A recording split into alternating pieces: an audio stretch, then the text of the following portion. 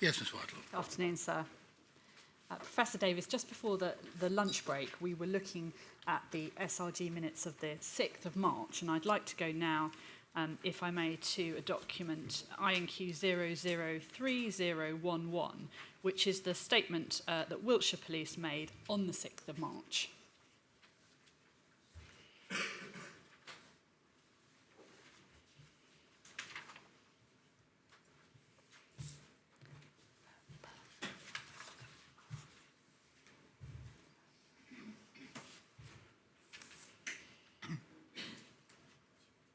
Just pause in case there's a technical difficulty. Indications are that we just need 2 minutes.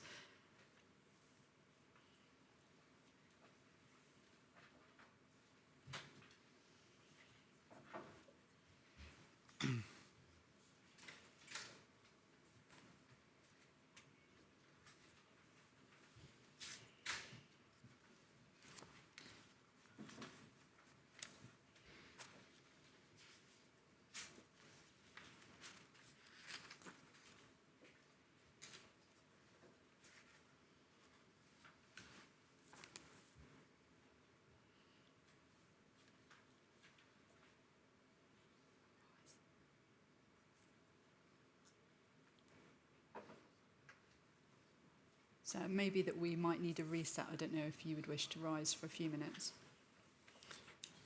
Well, I'll stay put for the moment at least, Ms Whitelaw, unless there's a profound emergency.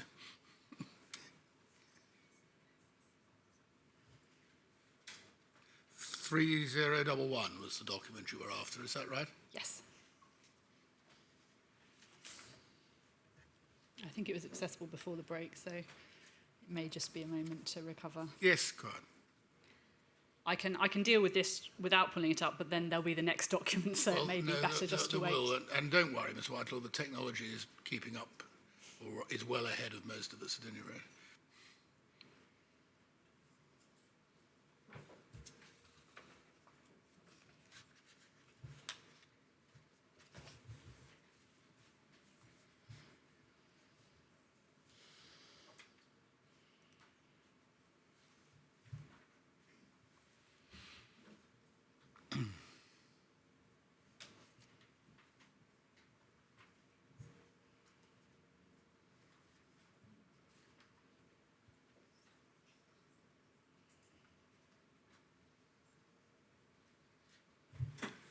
Thank you. That looks promising. Yes. Yes, so this seems to be the statement from Wiltshire Police made at 11:34. We see the time on the top left-hand corner. And if we go to about 7 paragraphs... This is Tuesday, is it? This is the 6th, which was... Tuesday. Tuesday, yes. Thank you. Thank you. So about 7 paragraphs down, where it starts, as part of our inquiries, a number of scenes have been secured. These include the Zizi restaurant on Castle Street and the Bishop's Mill pub in the Maltings. At this time, we cannot confirm how long these cordons will remain in place. And then we see there the advice from Public Health England remains that, based on the evidence to date, currently there doesn't appear to be any immediate risk to public health. We can confirm that a small number of emergency services personnel were assessed immediately after the incident, and all but one have been released from hospital. So, Professor Davies, does that accord with the what you said earlier about there often being a local response at the outset of an incident, and with what we've seen from the SRG minutes of indicating that at that stage there didn't appear to be immediate risk to public health? Yes. You did indicate that there'd been a contamination risk identified. So can you help us with why that wasn't communicated at this early stage?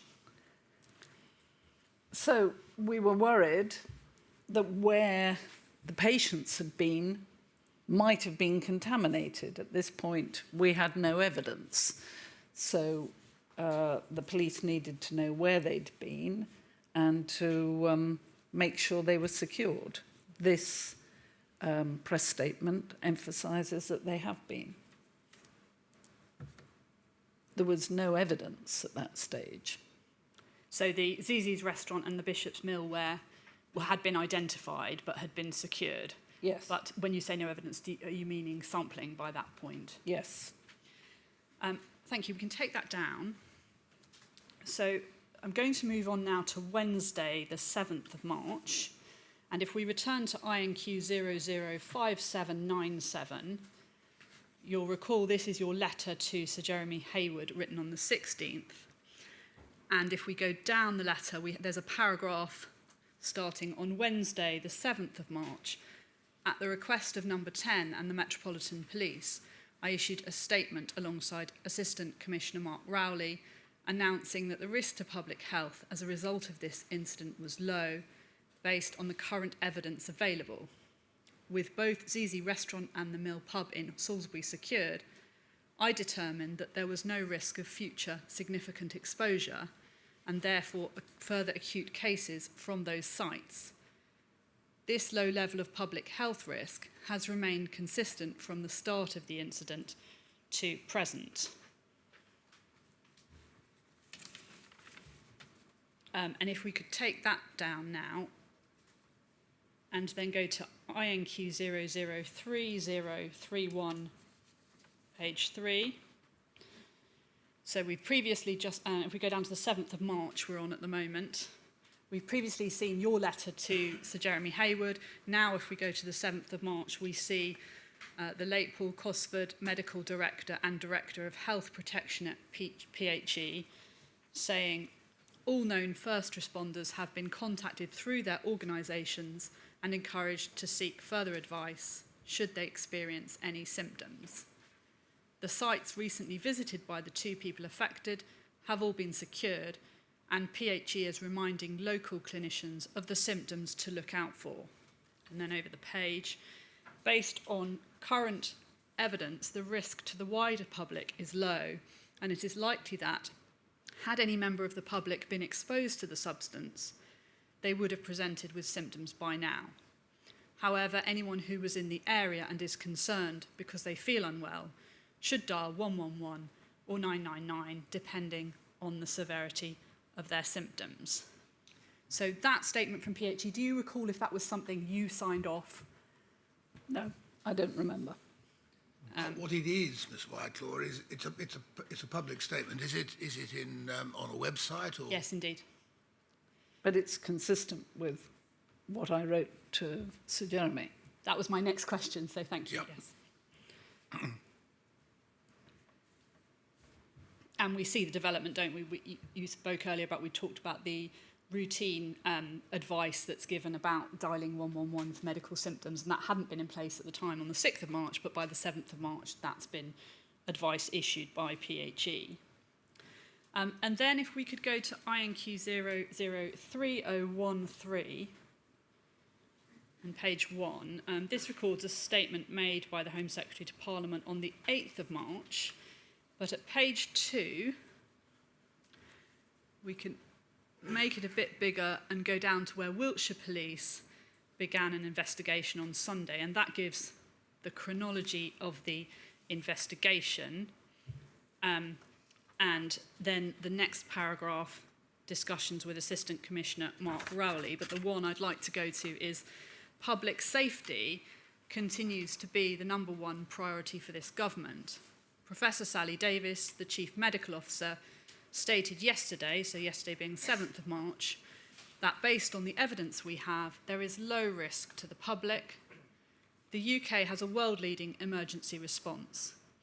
It's regularly tested and exercised to ensure we can deliver an effective response to a wide range of chemical, biological and radiological incidents. The 3 emergency services are well supplied with state-of-the-art equipment to respond to such threats. So your first public statement made on the 7th of March in response to the Skripal poisoning, is that right? Yes. If we could move now, please, to INQ 004834. And we'll see there, page 1. I think this is a document you've seen in advance of giving evidence, is that correct? Yes. An email appears to be dated the 20th of June 2018. and refers to a write-up of points that Chris Whitty gave apparently in an interview by the subject yesterday. Do you recall seeing this at the time, or only No. for the purpose of the inquiry? I do not recall. And if we could go down to page 3. This says, Salisbury interview with Chris Whitty. Overall, the science advice worked well. There was no point at which a minister asked a science question for which the answer had not been considered. In the early days, it was hard to get information out of DSTL. It might have been possible to get the first SAGE 48 hours earlier if the disclosure had been fuller, but DSTL were both anxious to preserve secrecy. Science advice at the strategic level was effective, but there was a tension, not dysfunction, with how that was converting to the tactical level, i.e. whether a particular location, vehicle or fixture was safe or not. The only one of these SAGE got involved with was the air ambulance because of its importance as a public health asset. It was recognised at the time that SAGE needed a behavioural scientist to help with the public messaging. There was simply no one right who had the necessary clearance. Cobra did have senior press officers in the room. The cleared experts who were available could probably not have added much, nor would earlier declassification have improved the scientific response. The actual public messaging accurately reflected the scientific advice but didn't land brilliantly well. Salisbury residents were relatively resilient. Their main concerns were about parking, but in other cities, the tensions could be greater. So while we're on this document, first of all, is there anything within those comments that you would wish to address, comment on, agree or disagree with? The only thing I don't understand is that the public messaging didn't land brilliantly well, because it doesn't say what that means. I mean, the Salisbury residents were finding it difficult, I presume, but I don't know what he meant by that. And there wasn't anything you recall from your experience, any complaints about public messaging or? Nothing came to me. Otherwise, I might have done something different. The document goes on. Go Science only found out about the first CMO statement requested by number 10 by chance. It should definitely be a lesson that when a government scientist makes a public statement on the technicalities of a civil contingency, they should not do so without at least alerting Go Science first. It would be bad news if a public message went out that a situation was either very safe or very dangerous when the SAGE advice was different. We should speak to the police who were the least happy with the scientific advice process. It's a fair question to test the intellectual framework that SAGE provides. Now, addressing the point that Professor Whitty, who's head of Go Science, makes about Go Science not being alerted to the CMO statement, what do you say about that? I agree that they should be. I'm surprised. After all, he was interim government chief scientific advisor. The rest of the time, he worked with me in the Department of Health. So I don't think it is the job of the chief medical officer to ensure that all the things are done that need doing. But I was surprised to be told that he was not aware. So if it wasn't necessarily your job to communicate that to Go Science, whose job would it be? Well, I would put it down to our emergency preparedness and response civil servants. In DHSC? Yeah. I mean, to prepare a statement from me meant that PHE would advise the communications function of Department of Health, who would work on it, bringing in my private office, and then they would come to me with something. I had assumed that it had been okayed by all the people who needed to see it.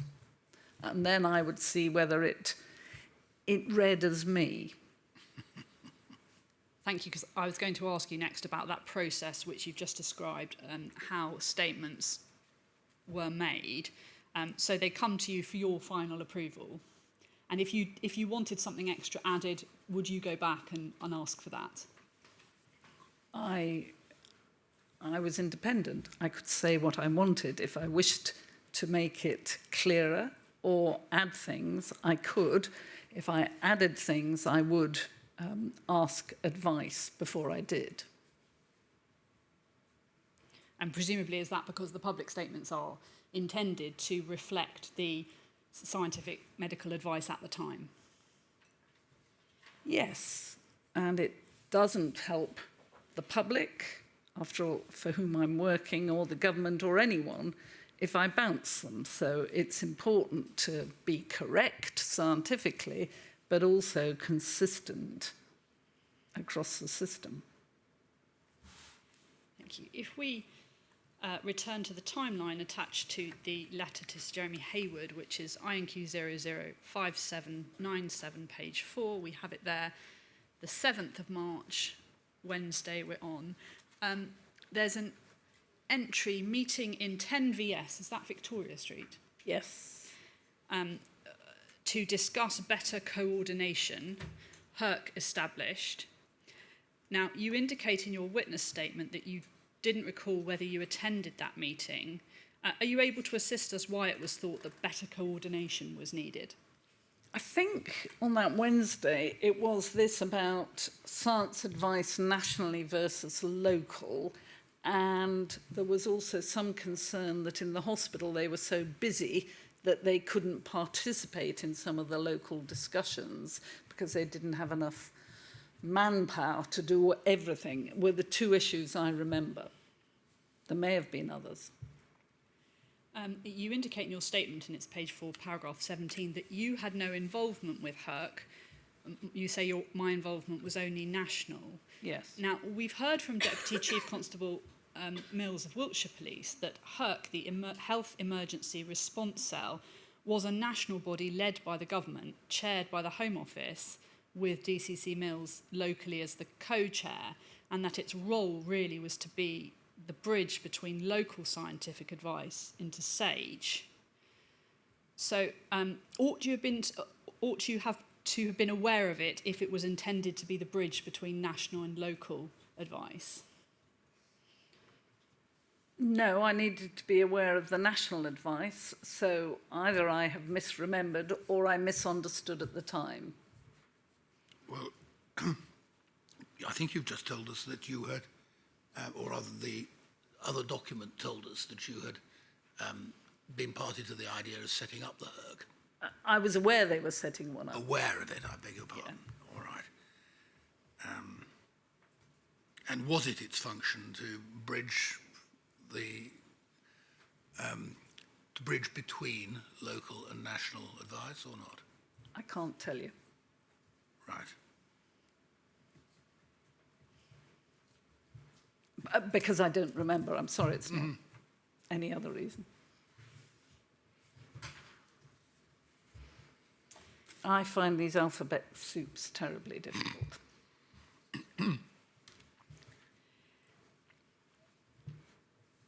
Moving then to Friday the 9th of March, if we could go to INQ 004745, page 1.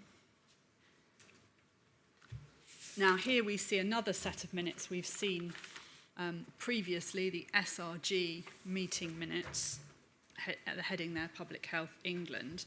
And this was a meeting on the 9th of March at 12:30. And again, we see the attendees, including Jenny Harris from PHE, V13A from PHE, representative from Emergency Preparedness PHE, and we don't on this occasion see the Deputy Chief Medical Advisor. Would sometimes someone from the CMO's office attend and sometimes not for SRG meetings? I mean, if invited, we would try and field someone, but we were short on staff, so I can't tell you what happened on this occasion. of more concern to me is that I don't see anyone from the Department of Health there. So if there's no one from CMO or Department of Health, would you still expect what occurs at the meeting to be communicated to you, perhaps from PHE? I would hope so.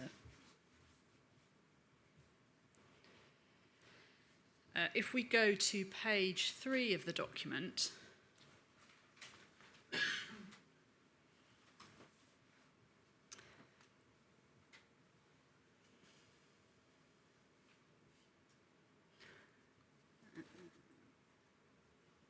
bit further down, I'm looking for the section, yes, at the bottom, thank you. Cross-government risk assessment meeting happening now, sharing high-level secure information, NG in attendance. That's presumably Nick Gent. Thank you. Do you know what meeting that might be? No. And then, But this meeting, they had phones present, though they were asked to mute them. So this was very much functional. What are we doing where? And could not discuss anything else, could it? yes, and then DHSC, NHSE, PHE, CMO meeting at 2. And it says JH attending. So do you think that might be Jenny Harris? I'm sure. So on this occasion, perhaps expected that the information might be communicated to DHSC and CMO through Jenny Harris, who'd attended this meeting. Then further DHSC meeting at 3 o'clock, and we'll come to it in a moment. There will be a SAGE meeting further down. It might reference it. We'll come to a meeting with SAGE at 4 o'clock in any event. So is it right that the way information was shared across meetings was by the individuals attending, passing information on, rather than any other process? Generally. And then if we could move to page 4, we see there police have identified more sites of interest with regards to primary source of origination of substance and sites for discarded, unused substance. There are ongoing concerns to the ongoing risk of public health, which is why the risk assessment formation is so important. NG will be able to provide parameters around individual risk. And then under PHE response, overall quite a considerable concern with regards to the further identified sites of interest. And then it says, what we are moving towards is to relay messages to the public around not picking up any unidentified containers and reassure there are decontamination measures in place and zoonotic surveillance in the area is happening. So it appears as though on the 9th of March here, a concern about unidentified containers or potentially discarded materials posing a risk to public health was recognised, and messaging about not picking up unidentified containers was at least in contemplation. Was that your understanding at about that time? Yes. Are you able to help us with what it might have meant by moving towards? No. So I was aware, because I inquired what was being done, and it was about that time, whether it was that day or a day or the beginning of the next week, but it was around that time that the police were checking where drug addicts disposed of used syringes and needles, that the Environment Agency were just keeping an eye on fish in the river, and that they were considering, I don't know whether they did it, asking vets to keep an eye out for symptoms in pets. So I was aware of that. Moving towards relaying messages, as I'm sure we're going to talk about, I had nightmares that someone would pick up some discarded stuff, and I worried about this, and my memory, but we can find no evidence, so I might as well say it now, is that I did say this, but we can find no evidence. That you did say what? That people should not pick up something they I see. didn't drop. Say it where? In a meeting or? No, I definitely said it in meetings. I have such a strong memory that I discussed it, but I had thought, and we keep referring back, or people keep referring back, including myself later, to me saying it in March, but we can find publicly, but we can find no evidence that I said it publicly. So your recollection is what? That you said it publicly? That I discussed it internally and that I said it publicly. And that you said it publicly, I see. But I can find no evidence of that.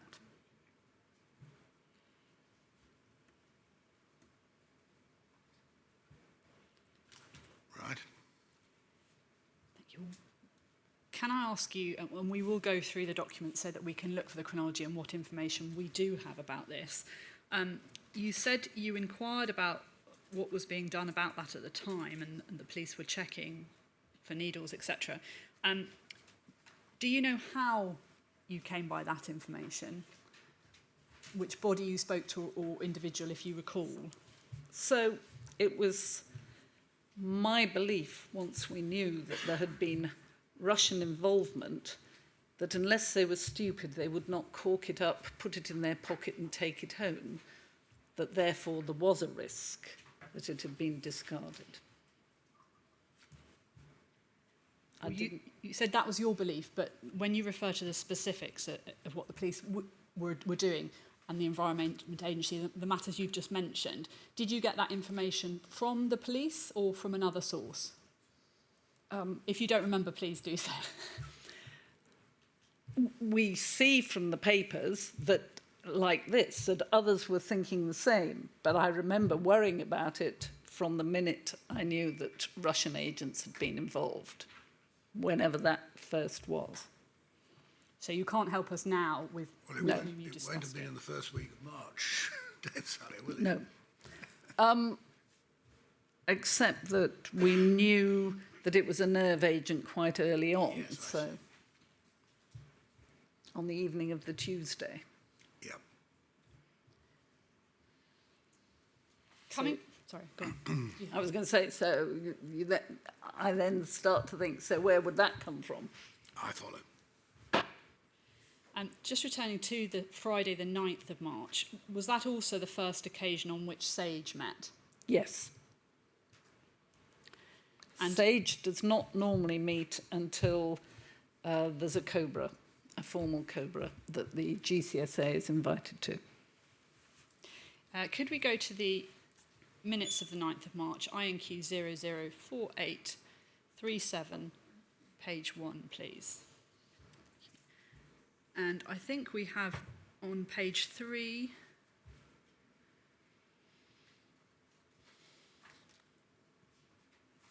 The attendees may be on page 3, if we could just move to that. There we go, at the bottom to start off with. We have there Professor Chris Whitty, who I understand chaired the SAGE, is that correct? Yes. And do we see there that you attended together with your deputy, Jonathan Bantam? Yes. And we also see H57C, who is Professor John Aston, from whom we expect to hear, and Georgina Collins from DEFRA, as well as other attendees. If we go back to page 1 then, 'cause I thought PHE were there, but I can't see them. Now you mention it.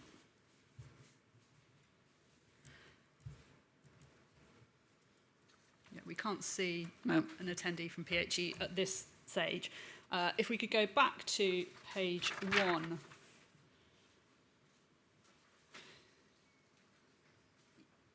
I think we won't go back to the letter now, but in your letter to Sir Jeremy Hayward, you indicated the meeting had been brought forward from the 12th of March to the 9th of March. Do you recall that? Yes. And as it says in the first paragraph, to inform COBRA. Do we see there that 3 areas of risk were discussed where the substance has definitely been found due to direct contamination, where the substance may have been transferred by secondary contamination, and where the substance has been deliberately placed, but as yet undiscovered. Can I ask you, in relation to that third point, what you recall that meaning?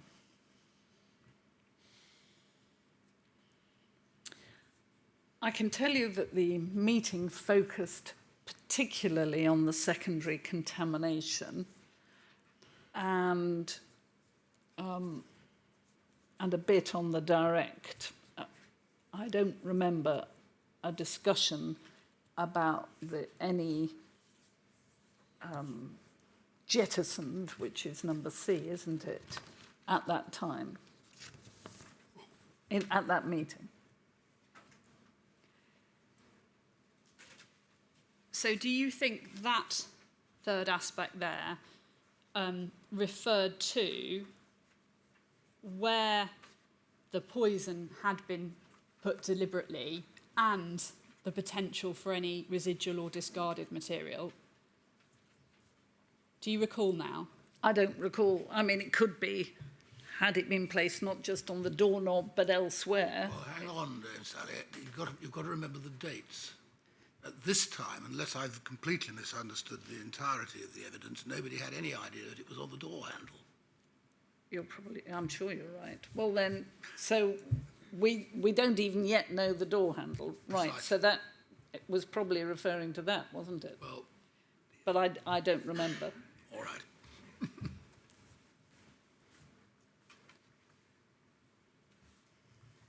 Because if at this stage we know that it wasn't yet known where the poison would place, so for all anyone knew, it could have been anywhere, could have been a Yes. bottle in the Skripal house. So is there any reason why that wouldn't cover all potentials, including a residual container or?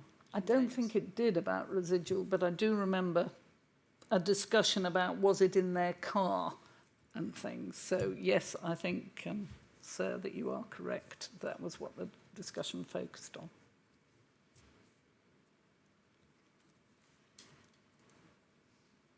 Well, I'm looking at paragraph. You're going to come to paragraph 23, I imagine. Yes, that was next. At paragraph 23, which is on page 5 of your witness statement, you say it's worth reflecting that this last area was envisaging the site of the poisoning, which we now know was Sergei Skripal's front door handle.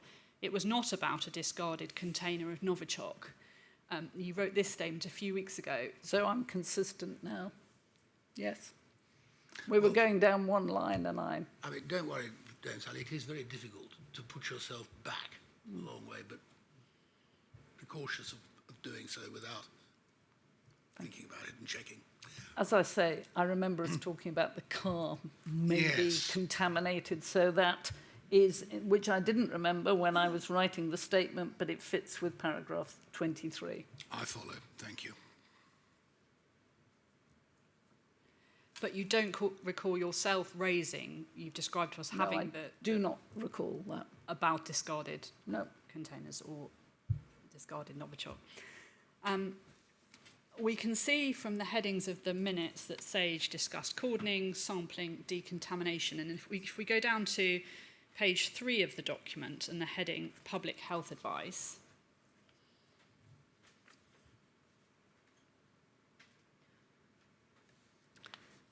paragraph 19, the current public health advice was discussed, that the risk to public health is low and all known sites have been secured.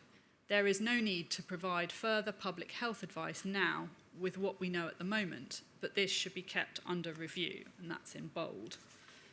All known sites have been secured. If any member of the public or emergency services had come into contact with a dose at a level that would make them acutely unwell, then symptoms would have presented in them by now. So we don't see here discussion or debate about the discarded containers. And I think, is that consistent with your recollection of that first Sage? Yes. 21. However, there are potential theoretical health effects from coming into contact with very low dosages of organophosphates on a regular or repeated basis over a long period of time. There's much debate on whether these really are there really are such effects, based in particular on the information from the agricultural industry. However, it should be stressed that potential chronic effects from low-dose exposure is very low risk, and it may be zero.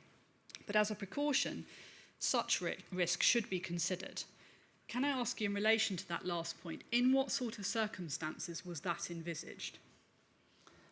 So it turned out that Professor Whitty knew quite a lot about organophosphates because of their use in farming in low-income countries. So, as I remember it, he led this discussion. In practice, we didn't really explore what that would mean in Salisbury. And as you see, it was deemed to be very low risk and could even be zero. But then he did later, in that meeting, commission a piece of work on longer-term low-dose exposure, so Well, I that think we we would see- have it. I think we see it in the actions, paragraphs Yes. 23 and 24, if we go Yeah. down a bit Yeah. in this So document. there you are. Action at paragraph 23.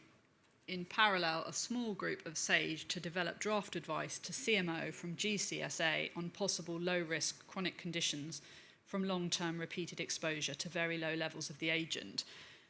So, as I understand your evidence, there was discussion about Professor Whitty's experience of knowledge of organophosphates in low-income countries through farming, but not specifically related to how organophosphate poisoning where it might appear in Salisbury. Is that correct? Yes, so, well, if it can do something, were it to be in Salisbury, what would it do? Not, this is going to have happened, because we didn't know what had happened. And so he was raising the risk, which was deemed to be low, and asking for advice to ensure the public were engaged. And then the next action, Nick Gent, to develop public advice and Q&A to avert long-term potential health risks to low-dose exposure to ensure public are engaged appropriately to the message and level of residual risk. Because we didn't know what was where, at what level. So we were trying to cover every possibility at this stage. And in your witness statement, I'm moving to paragraph 26, which is at page 6 for your reference. You said that my memory was we agreed that there were 3 options, which you summarised in your letter to the Cabinet Secretary. Do nothing, A. B. Encourage precautionary mitigating actions such as washing clothing worn whilst at contaminated premises and possessions handled. Or advise the destruction by incineration of all clothing and possessions used by members of the public at either location from Sunday the 4th of March 1330 onwards. We didn't see that recorded in the minutes. Do you think that was something you considered outside of that SAGE?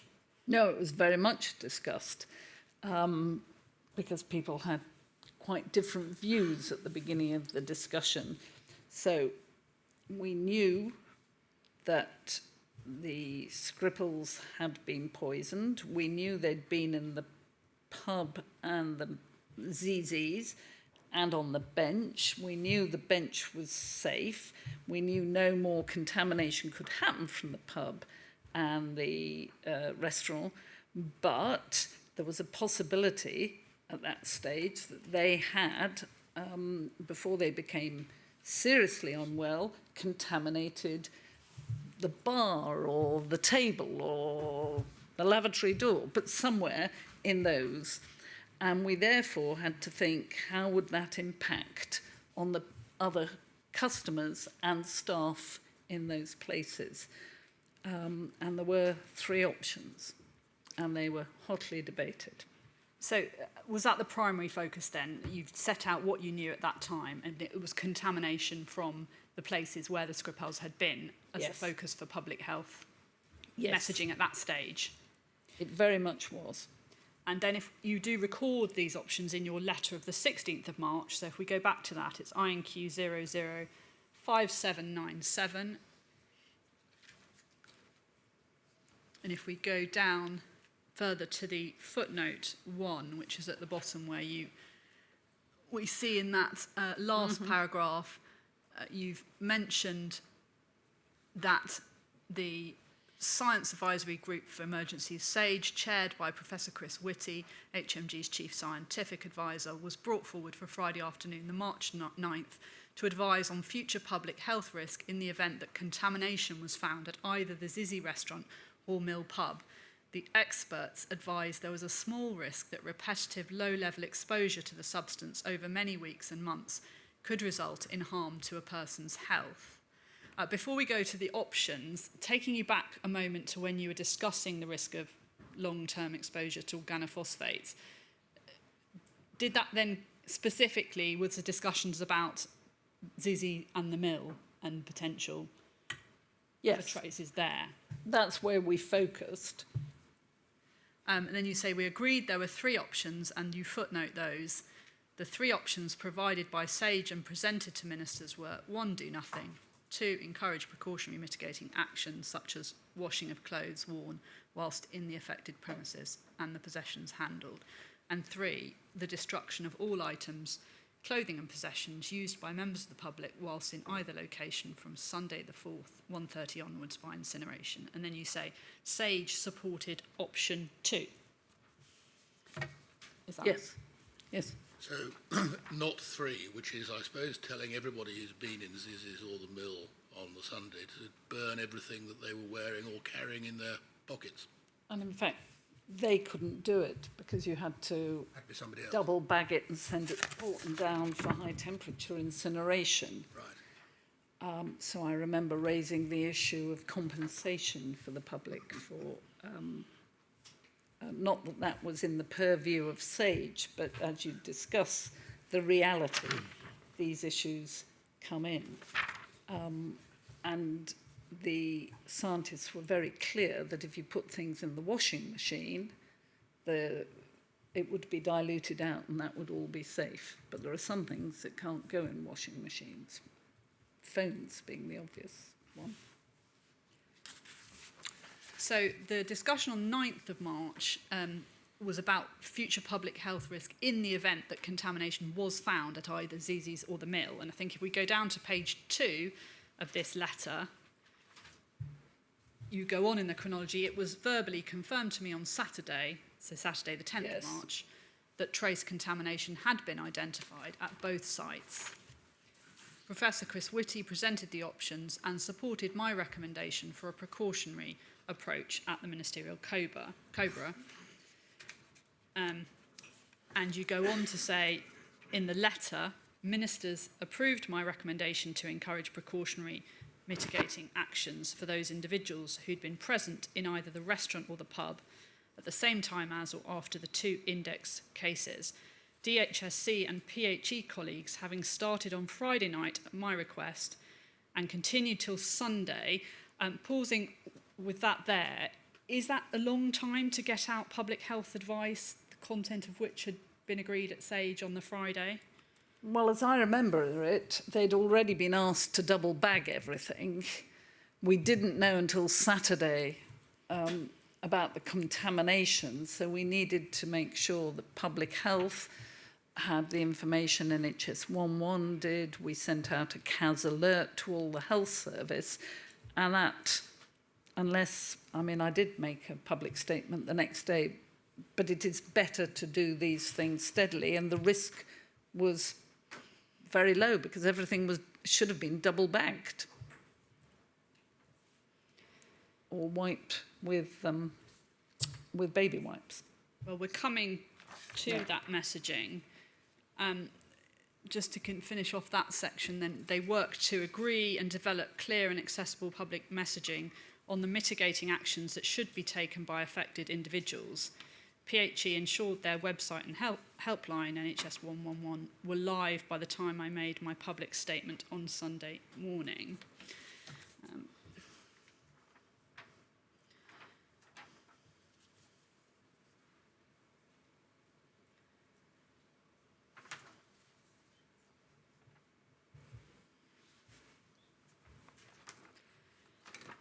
We'll go to the statement on the Sunday, the 11th of March then, INQ 0050921, page 1.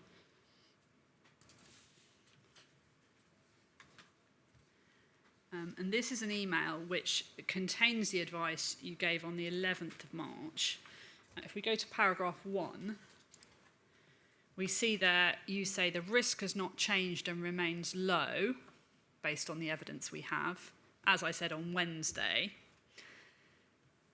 The second paragraph, you say trace contamination by the nerve agent had been found in the mill and Zizi's restaurant in Salisbury. But then the third paragraph, I'm confident that this has not harmed the health of anyone who was in the mill pub or Zizi's restaurant, presumably because that's no one's been presenting with symptoms that have been confirmed. Is that Absolutely, and they were all well aware that both were areas of concern to us.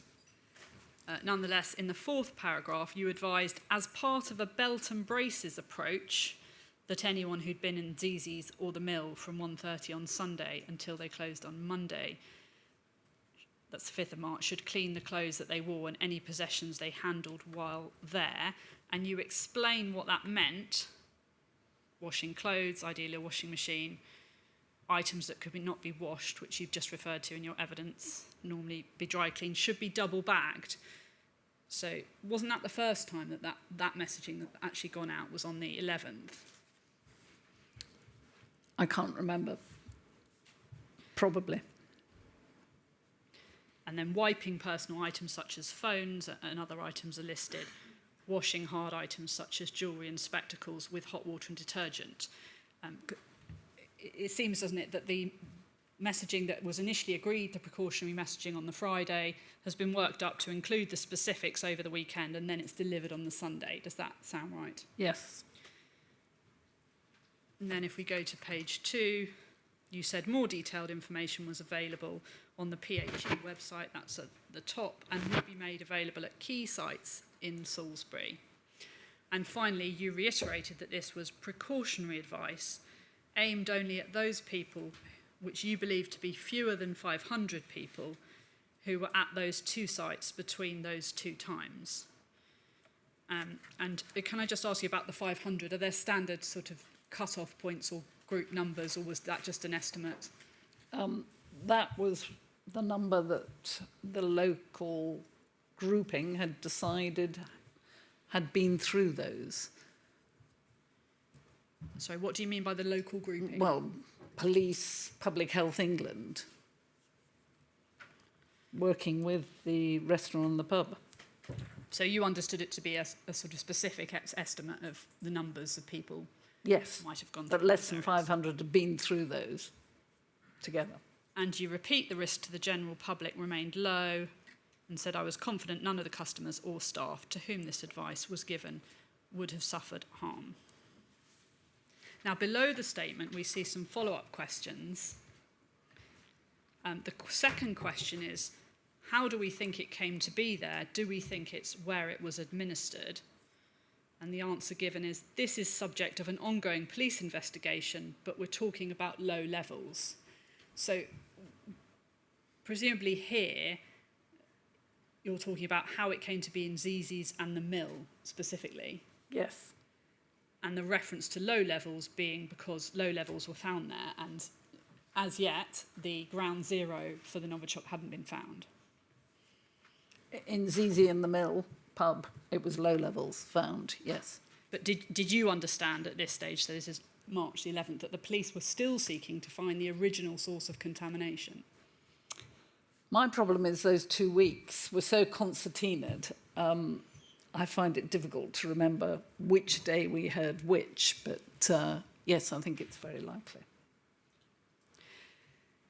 If we could now go to a witness statement, I'll ask it to be brought up on the screen. It's INQ 006138 and paragraph 35.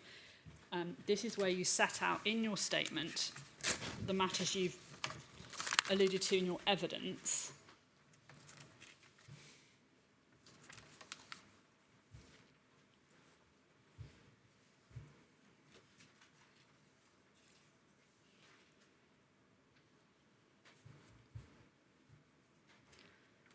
You say there, paragraph 35.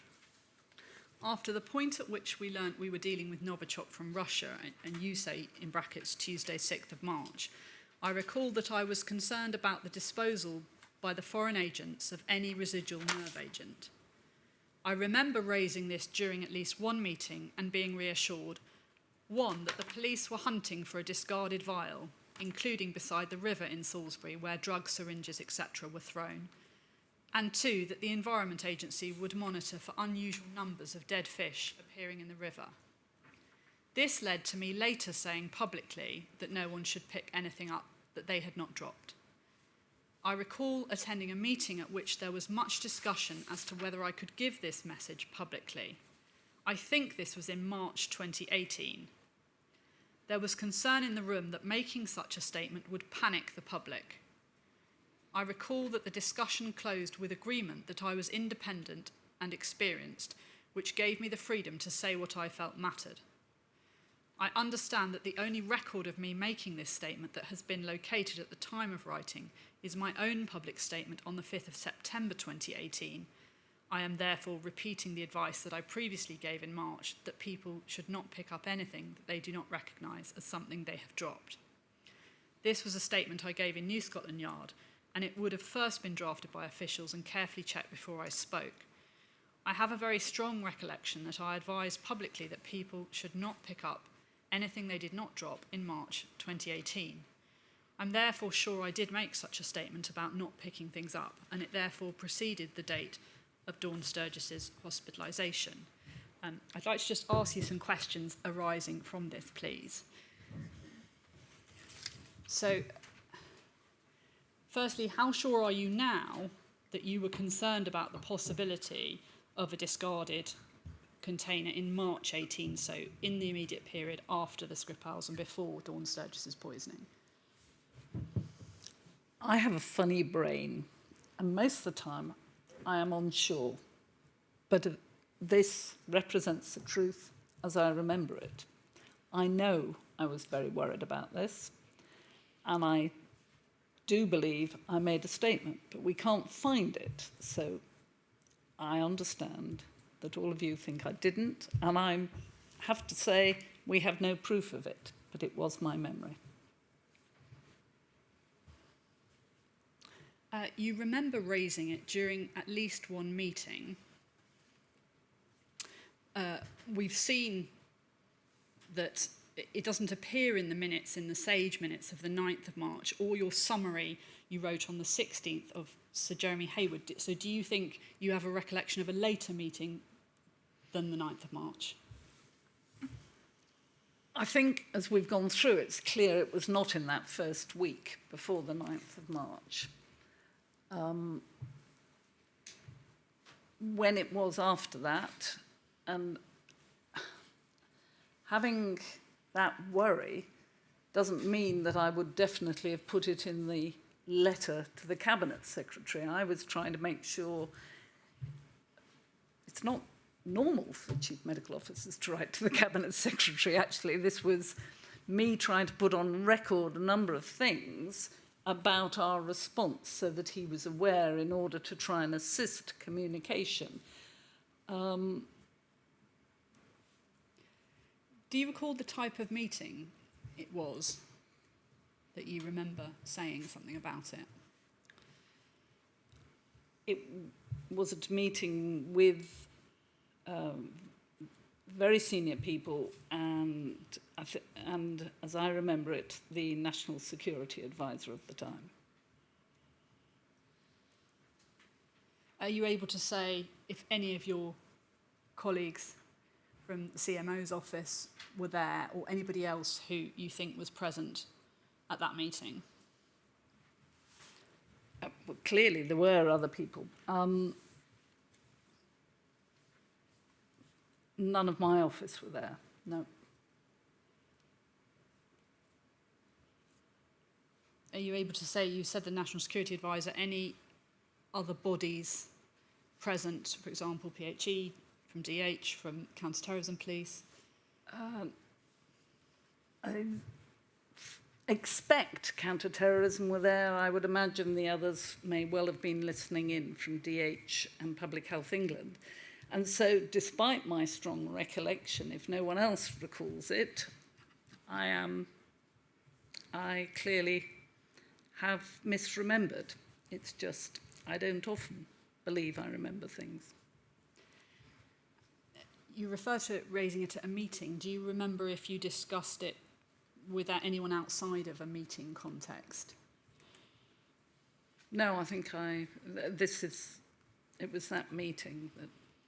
And if you did raise it at a meeting, would you expect it to be something that was recorded in the minutes?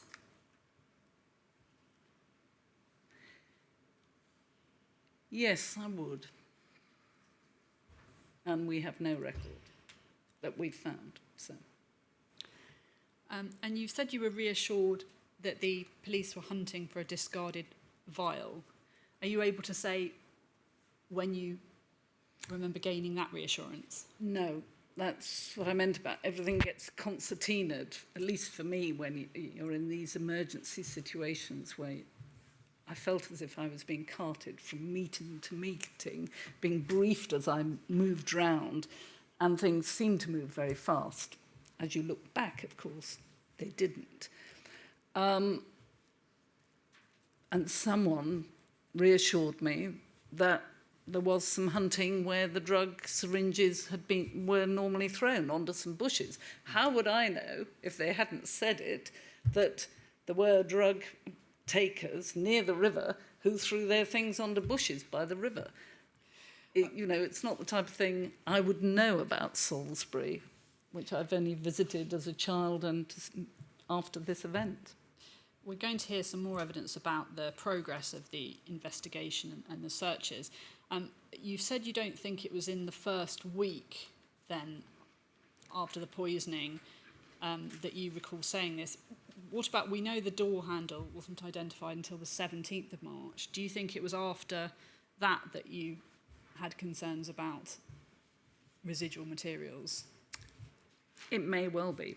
I clearly don't have a good enough memory to know. And I'm sorry. I wish I had. Don't worry.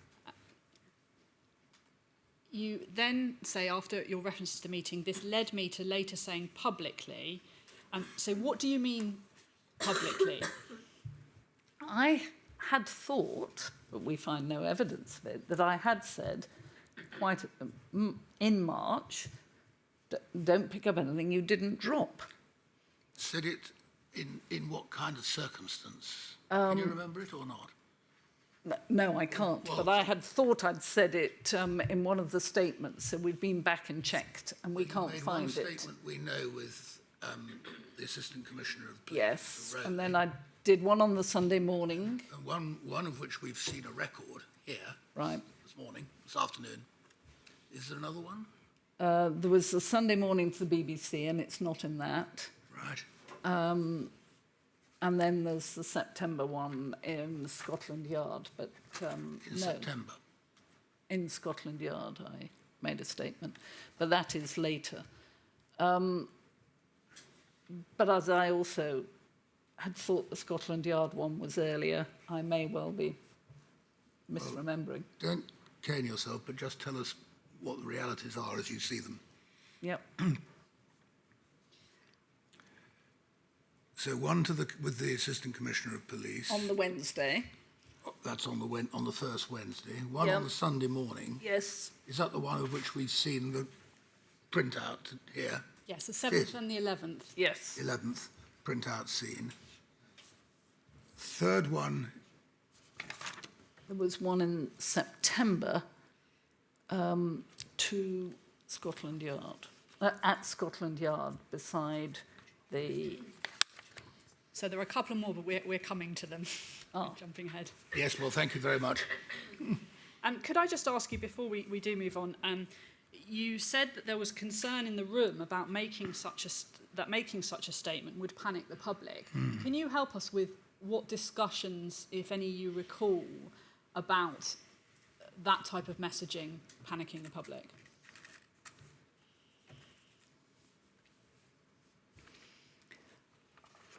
I do remember some of this conversation, but I thought it was under security issues that and I don't know what you want me to say.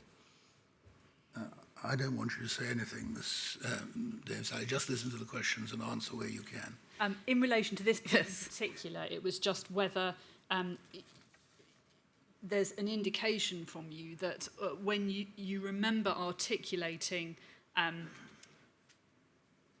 that no one should pick anything up, that there, as you say there, you'll see it on the screen, there was concern in the room that making such a statement, that is a statement that the public should not pick things up, would cause panic.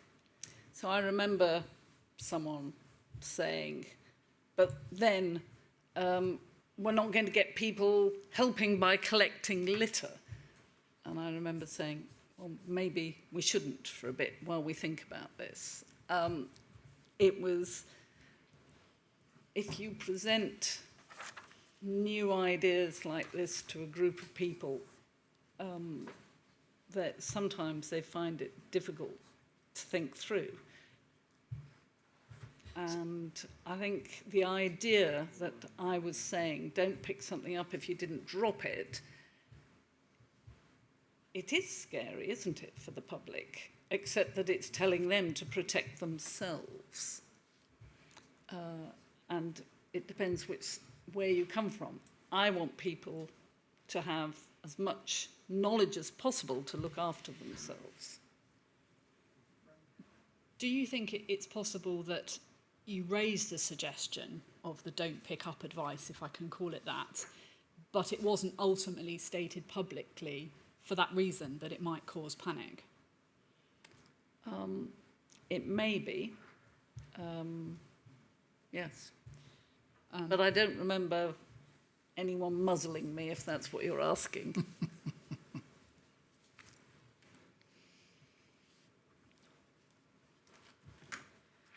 Or do you remember discussion of another reason being that there wasn't any evidence that there was a container out there? So People always say that.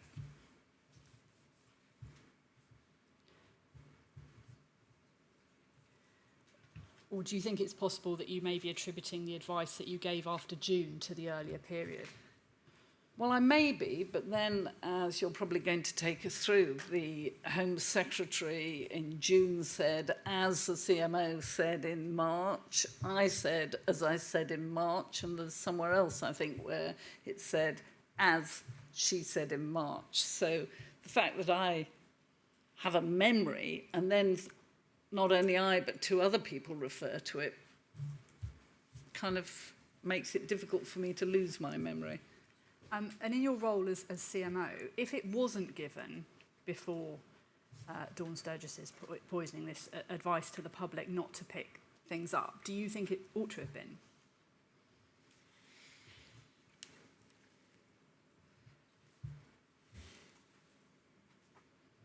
I've asked myself that, and it's very difficult, isn't it? Because I would argue people should be careful picking things up, particularly on the sad occasions when people are looking for food or other things in bins. There could be sharp needles with hepatitis B that can kill you. All sorts of reasons why it is unsafe to hunt and pick things up. People get cut on tins. So if we could prove I'd said it, I might feel marginally better, but it wouldn't change the outcome. We would still have to grapple with the sadness of what happened.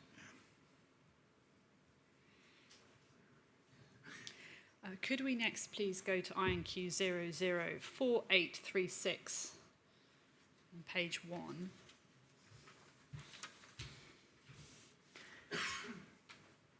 This is an email in June 2018, 27th of June, and we see the 26th of June and the 20th of June, so before Dawn Sturgess was poisoned. If we could go to page 2, it contains a note from an interview with an official for the Department for Health and Social Care.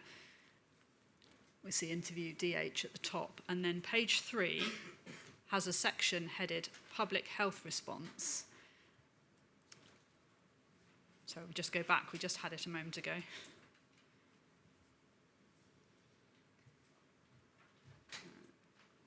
down to where it starts. The possibility was considered.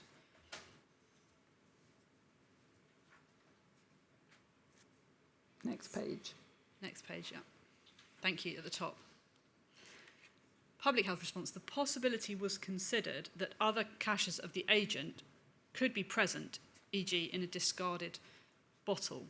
It was agreed to be ready for a surge medical response if more people became ill, but not to stoke panic by issuing public messages about this hypothetical scenario. An assumption was made the assassin was acting professionally. So, does the part about there being discussions about the public health implications of a discarded bottle or vessel accord with your recollection? This is prior to June, 30th of June. So I don't know who wrote this or who the interview was with. I did not see it until I was preparing my report. I was horrified that anyone made an assumption that an assassin acted professionally. I also found in that paperwork the paper where the Department of Health officials were working on a reasonable worst case and were working on exactly this and prepared what would you do for a surge medical response. But I was not, that I remember, party to saying this would not be publicly messaged. And I'm pretty certain about that because all the evidence about communicating about science, risk, and medical emergencies generally comes from flu pandemics, and there'll be a lot from COVID. And what it shows is you get the best out of the public if you tell them the truth about what's happening and what you don't know. Clearly, where another state has intervened, there are things that may not be able to be said, but where it's about public health risk, I would have deeply embedded in me the need to be as open as possible, because it's the most effective as well as the most decent.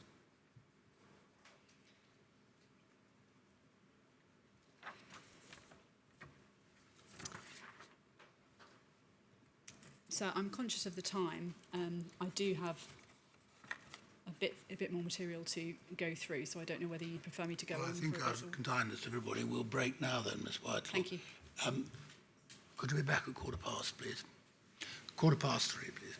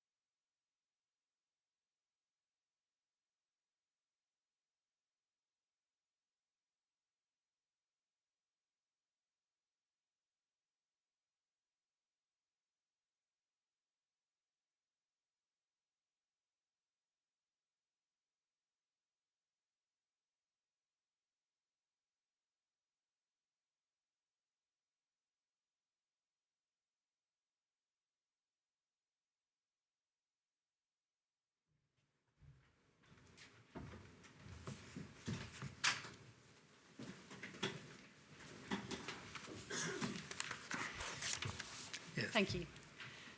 Could we go next, please, to INQ 005805, page 1. Professor Davis, this is headed IHR report. Can you help us with what that means? These are reports that are made by the British focal point to the World Health Organization on international health regulations. Thank you. Report, sorry, yes.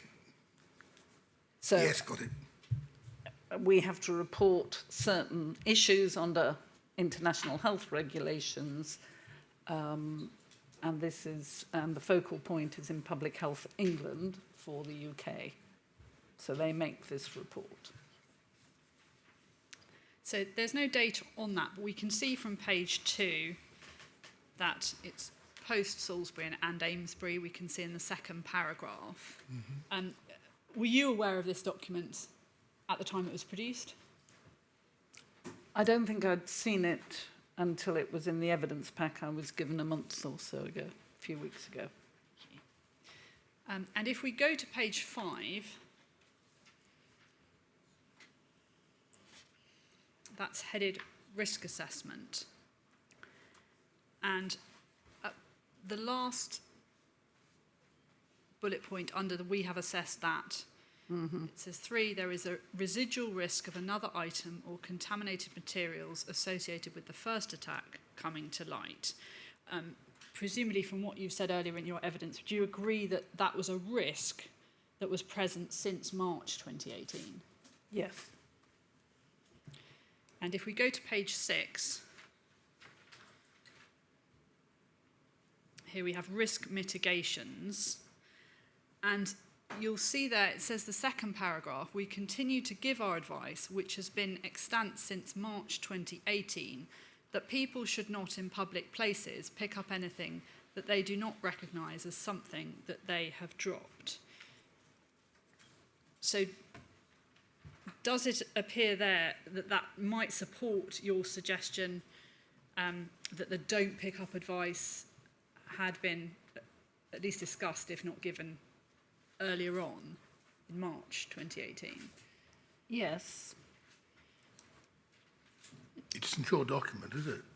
No, it's not my document. It's Public Health England. Okay. So then we have risk characterisation below that. Given the above, we judge that the consequences of exposure to any residual material is major impact for a small population or at-risk group. Yes. And then it says the probability of such an exposure, especially given the mitigations and warnings in place, is very unlikely. That is, this could occur only under exceptional circumstances. Giving the mitigations in place, we assess that the ongoing risk to the public health low and that no additional interventions are required at this time to reduce this. Do you think there ought to have been a risk assessment report, not an IHR, but a report that sets out these sort of considerations, risks and mitigations and assessments, like this in March 2018 after the Skripal poisonings? It's helpful to have formal risk assessments. Clearly, risk was considered in SAGE by Public Health England, in the SRG and everything. I think I worked on the assumption that the formal processes such as that were happening. I would not have expected to have done it or to have to ask for routine formal processes to be undertaken. And this document doesn't say it doesn't exist behind the document. I've no way of knowing. Well, I was going to ask you, are you aware of any risk assessment like this having been done post-March, pre-June 2018? Yes, we are. No.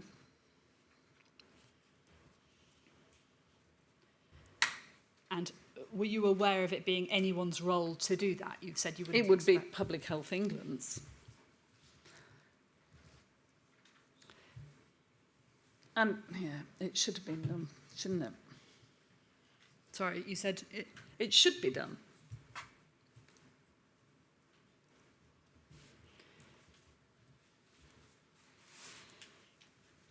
If we could go next to INQ 003018. And we're looking here, of course, at documents which give any indication of what you've suggested earlier, that the don't pick up advice could have been earlier. So here we have a statement made by the then Home Secretary at the time, Saeed Javid, on the Thursday, the 5th of July, 2018,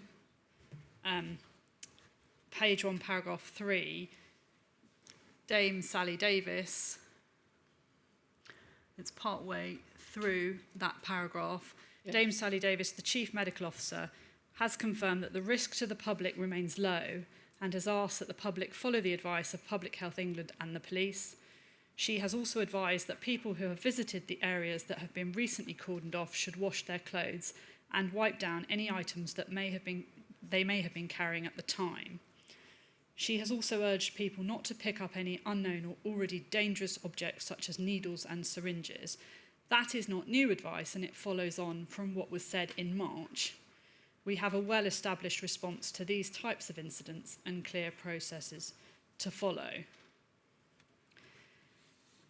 So, can I just say that my memory, that I keep going back to, was there before I saw any of these that reinforce it. I don't want you to think I made the memory up.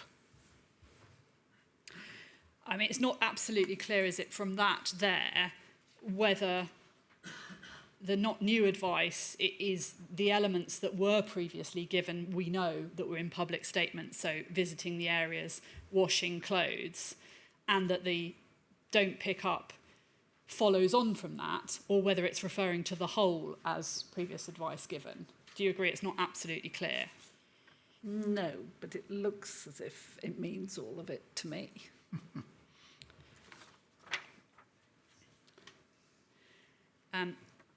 If we go back in time then to the Sunday the 11th of March and the advice that was actually given, if we could go to the statement of Dr. Jenny Harries of PHE, INQ 003031 and page 3.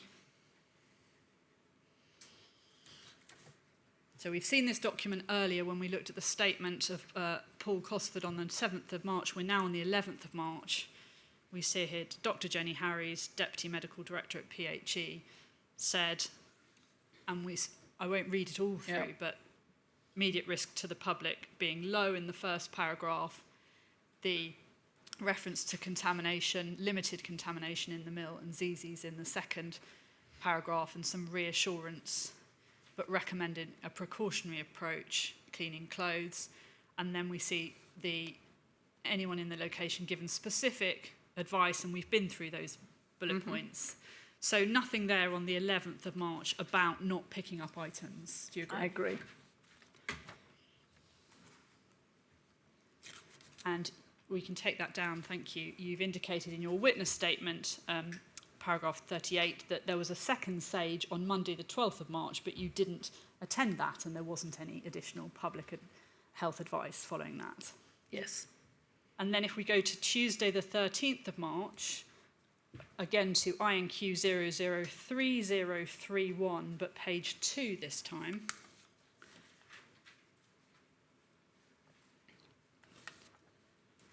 Again, CMO and PHE's advice, so a joint advice here remains that risk to the public is low. Risk assessment based on full knowledge of the nerve agent used. PHE working closely with the police and national experts. It says the health effects of chemical exposures generally related to the dose received. Clear this substance can have a serious immediate effect on those of a significant dose and refers to the Skripals. In contrast, it gives some reassurance to members of the public who were at the mill or ZZs. We've issued precautionary advice to those who visited the mill, and that gives the time periods we've seen. And then over to the next page, we see the repeat of advice to washing belongings to dilute to such an extent there'll be no residual effect. understand people are feeling unsure, but there's given some reassurance given that they're not seeing new cases of members of the public being seriously ill, continually assessing the risks. So, I mean, that's fairly detailed advice, would you agree? Yes, But again, we don't see a reference there to the don't pick up correct. items. Thank you. And moving on then to Thursday, the 15th of March, INQ 004704.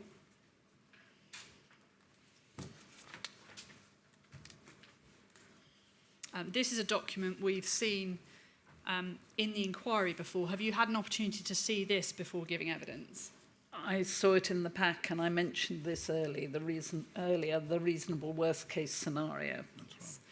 So we see it's the 15th of March dated there, and at the bottom, DHSC, it says emergency resilience, preparedness and response. Is that the team you've referred to with which you worked? Yes. It suggests it might be useful to get PHE and NHS England to consider some of the key questions, issues and confirm that appropriate plans and capacity in place. Would you agree that that looks as though there's an intention for multi-agency sharing of this reasonable worst case scenario? Yes. Were you aware of it at the time? No, not that I remember. Would you expect something like that to be shared with you? And it is possible someone said, oh, they had a discussion about reasonable worst case and they discussed the following, and I don't remember.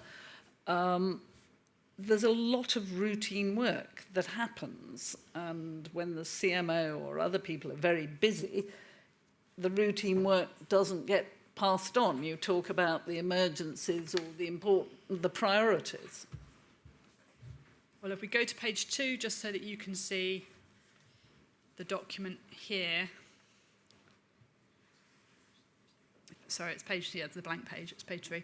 And there, the risk of a secondary incident, including, in fact, what we know ultimately did happen, the accidental discovery of discarded agent by humans. And then page 3, or the page 4, the bottom paragraph, scenario 2, headed accidental discovery of discarded source. And in particular, materials found in a public but not crowded area. And it gives the example of Scrubland Park, possibility of 1 fatality. So even if you didn't see this document, were you aware of any conversations discussing possible scenarios arising from the risk that you say that was in your mind about someone picking up? I can't now distinguish between my personal concerns and the institutional discussions, but what I would say is I think that the EPRR, the Emergency Preparedness Resilience Team, were clearly getting on with the routine work and doing a good job looking at these things and working it through steadily. So would this, you consider this to be routine, would you? I think in this particular case, yes, it was needed, and it was part of following through and getting everything looked at. So who would you expect that to be shared with?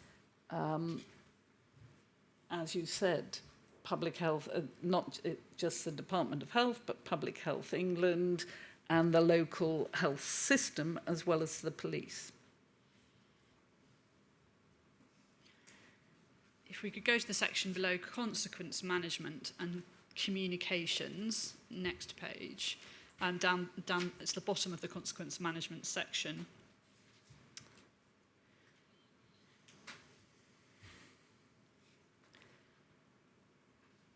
Keep going down to the far left column where it says communications. Keep going down. Thank you. There we see some factors to be considered. What information should be given to the public, when, how, who by?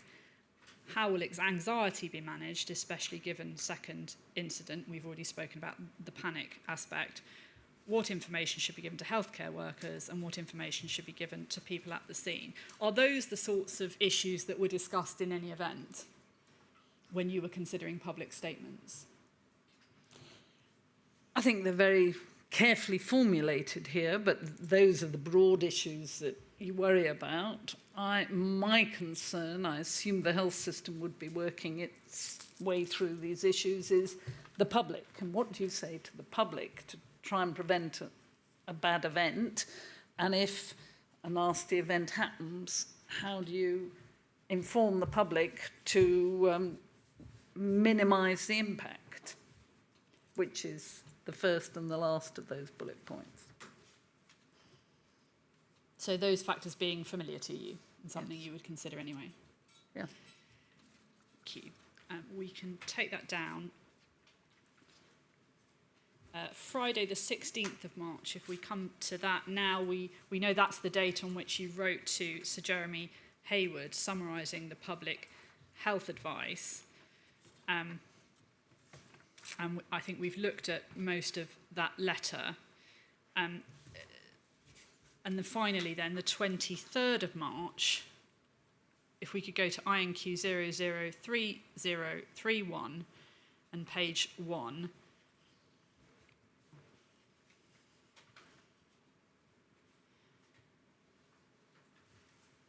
If we go down to the statement, we can see last updated 23rd of March. The Chief Medical Officer and PHE England previously advised, and we see the previous advice about the mill and ZZs, again, washing items and wiping down items, and it says this advice still stands. Last week we advised that if you had any items of clothing that were dry clean only, you should put these in 2 plastic bags and securely tie them at the top. And then if we go down to the next page, we see an address given to send items, so developing advice in relation to dry clean clothing, reiterating the risk to anyone who visited the mill or ZZs, the risk being low, precautionary advice, and then a statement from Jenny Harries at PHE. But again, no reference there to the don't pick up advice. Correct. So does that complete the public statements, as far as you're aware, made in March about public health, which you were involved in? I believe so. Could you just go back to the previous page for me, Miss Whitelaw? I just want to see what it says about this witness.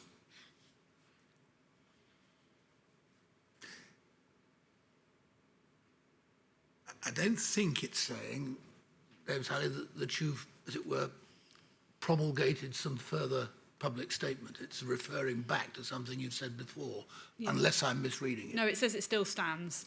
Yes. This advice still stands. It does. It does, and it doesn't comment on anything else. So you might reasonably say that I've misremembered, but it's very odd. Okay.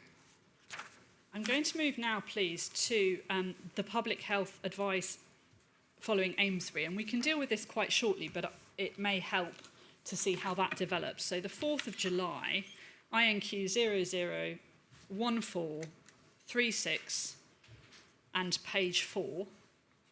If we can make it a bit bigger, we'll see the title there, CMO Sally Davis, Statement 950, 4th of July. We see the circumstances of the incident in the first few paragraphs, and then about 5 paragraphs down, my advice for any individual that may have been in the areas now cordoned off, and obviously different timings because this is post-Amesbury, but advice to wash and wipe clothing. And there it says, as before, to wash your clothes and wipe down. So I'll read that sentence. My advice for any individual that may have been in any of the areas now cordoned off from 10 p.m. on Friday evening onwards is, as before, to wash your clothes and wipe down any personal items, shoes and bags with cleansing or baby wipes before disposing them in the usual way. And then that phrase is repeated, as before. This is the same belt and braces public health advice I gave during the previous incident. I should also warn that the public should be careful, as always, of picking up any unknown or already dangerous objects, such as needles and syringes. So you think if I'd said, as before, I definitely did, and because I didn't, I didn't. No, it's an unknown. I wish I could say the truth. I mean, I am saying the truth. I wish I knew the reality. Yes, I understand. So, yes, it looks as if the advice from before is being repeated, and then there's an additional element which the pickup advice is new just from this document. But also, I just wanted to ask you about the point, it looks quite narrow, the advice given up about picking up dangerous objects, to the extent that at this stage, it says the examples given are needles and syringes. Now, do you agree that this is at a time when Charlie Rowley's background as a drug user was known, and the hypothesis of the police, again, we're going to hear more evidence about that, one of two hypotheses was that they had found a vessel. So the question is whether... They haven't found the vessel that you have seen in this inquiry by the 4th of July. No, so the information is looks as if it's targeted, doesn't it, about what was known at the time. And what was known was the potential for drugs background, therefore is the public health advice needles and syringes rather than containers, bottles, other items. I think you're drawing too much out of this. Any unknown or already dangerous object, and I'll give you an example. I think you're drawing more out of it than I put in it. Well, perhaps it might assist if we look at how this developed. So if we move on from, this was the 4th of July to the 10th of July, INQ 004847,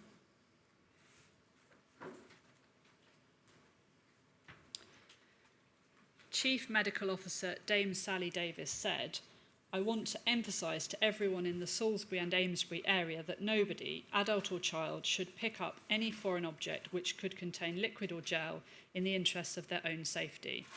This in practice means do not pick up containers, syringes, needles, cosmetics or similar items made of materials such as metal, plastic or glass. This is particularly important as families are starting to prepare for their children's summer holidays. And so I'm asking that people are extra vigilant. To be clear, do not pick up anything that you haven't dropped yourself." So do you think that perhaps the additional items reflect the developing picture that the police were gaining in relation to the movements of Dawn and Charlie? Well, they may, but I mean, this is, instead of one line, it's 8 to 10. The new bit here is the liquid or gel, not the container. I think here I was really trying to make sure people listened to me, not they, by the way, don't pick anything up, which was how it started, trying to say it but not panic people to a real, hang on a minute, you really must be careful. So as far as you recall, the increasing number of examples was so that you could get your message across and be as thorough as possible, rather than relating to the evidential picture that may be developing. Yes. I don't remember which day we knew what the container was, but I'm not sure it was the 10th of July. Well, no, indeed, we get to the packaging being discovered on the 10th, and then the 11th, Right. the bottle. So this was just trying to expand it so people were careful, and this worry about summer holidays coming up. And that was a real worry.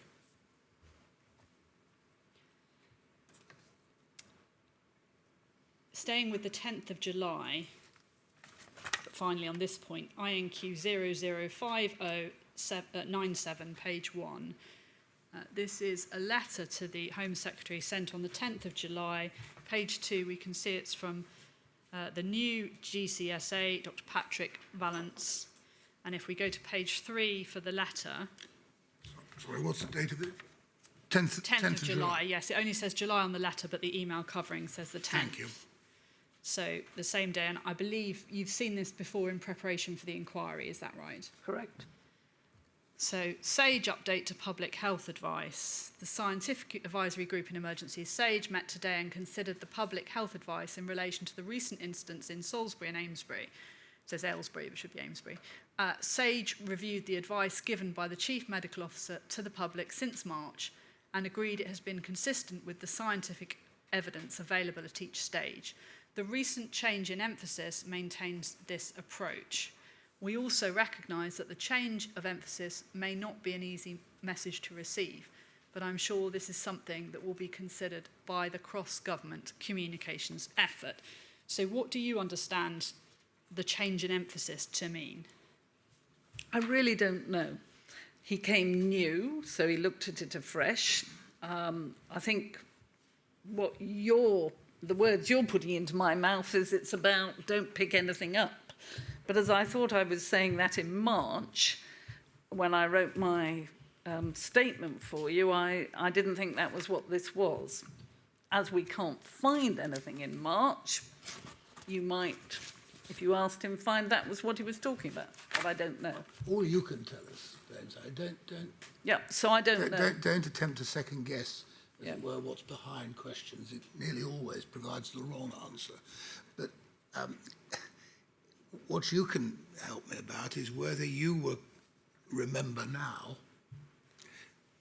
there being a change of emphasis in the public health message at about this time, which is around the 9th, 10th or something like that of July, about 10 days after the Amesbury incident. Now, So I suppose the difference is much more emphasis on not picking things up, that last one we just looked at. Well, were you conscious of that at the time? No, it didn't feel like that. It felt that we were just steadily developing. All right, thank you. And I wasn't at that Cobra, so I didn't hear the discussion.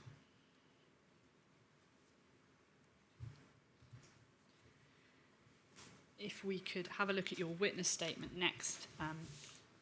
I'm moving to the topic of information sharing between the CMO and other bodies. The witness statement 6138, we have it up at page 12 and paragraphs 52 to 53. You say there, I cannot say what information, if any, was shared with PHE by the police, the security services, or anyone else regarding any hypotheses about a discarded container of Novichok. While I worked alongside colleagues from PHE, I was not part of PHE, so I cannot speak for them. The person who would be privy to this information is, I believe, Dr. Nick Gent. We can ask the witness from PHE about that. Then you go on to say, I had a number of discussions with the police and security services, among others, about the risk that there was a discarded container of Novichok. We were all concerned about this. I remember being told that it would be liquid and likely containing glass, but I cannot remember when I was told this. I remember that I was told it was the Russians because it was Novichok. Generally speaking, I felt the police and security services provided me with all the information that I needed to carry out my role effectively.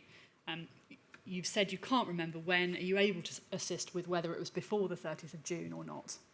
No, I can't tell you. But they did, both the police and security services share quite a lot of information with me, so much so that early on I asked them to only share what they believed I needed for my business because I didn't want to know anything else. Thank you. And then if we could go to paragraph 55 of your witness statement in relation to the heading we see there, risk to the public from a discarded container of Novichok. You say it's important to recognise that until the container was found at Muggleton Road, there was no evidence that such a container existed, nor what such a container looked like, and still less that it had been discarded in a reckless fashion that would put innocent members of the public at risk. As I have described above, I advised in March 2018 and on 10th July 2018 that the public should not pick up anything that they had not dropped themselves. we did give consideration to the risk to the public from a discarded container of Novichok prior to the poisoning of Dawn Sturgess and Charlie Rowley. I remember it was something I was particularly concerned about a child picking up. I had nightmares about it. True. Could I just ask you, finally, we've seen that the don't pick up advice in July. It seems to have been prompted by the concern that the summer holidays were approaching and that children might pick up a discarded container, as Charlie Rowley and Dawn Sturgess had done. Do you think that the nightmares that you had relating to a child picking it up might have been about that? No, they were earlier than that. Thank you very much. I don't have any more questions for you, but there may be some other questions. Just a moment.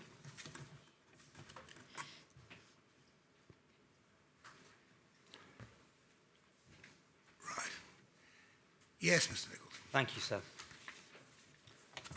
Dame Sally, my name is Jesse Nichols, and I'm asking questions on behalf of Dawn's family.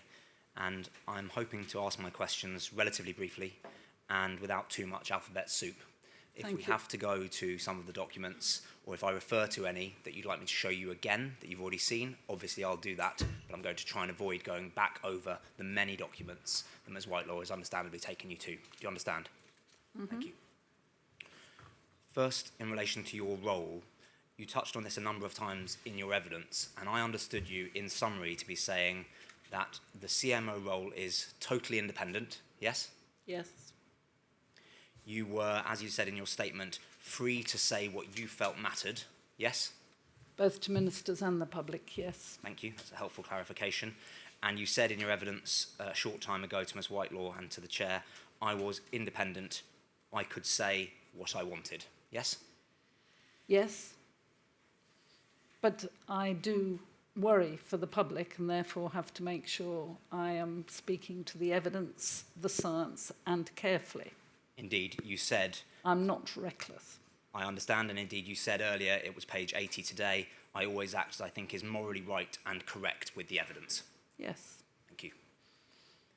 You've also explained to Ms. Whitelaw that part of your role was advisory, and part of your role involved giving public health advice to the public, yes?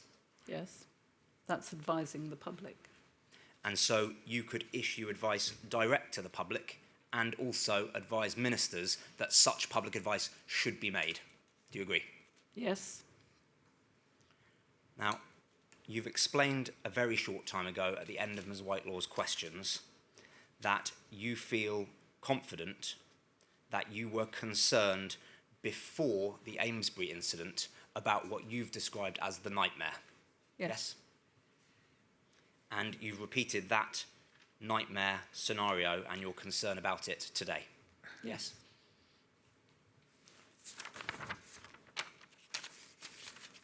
The nightmare scenario, and I'm going to summarise very briefly because I'm already seeing the irritation that I'm inadvertently generating from the chair, was a real risk of discarded Mr. Nichols, you must be just slightly careful Yes, of course. about describing as the nightmare something which the witness has said, I was worried about it and I had nightmares about it. It's slightly different. It's slightly different. I'm so That's sorry, all. sir. I was merely using it as a paraphrase for the scenario that I Dame know. Sally had herself described. I know. That was what was meant. I understand.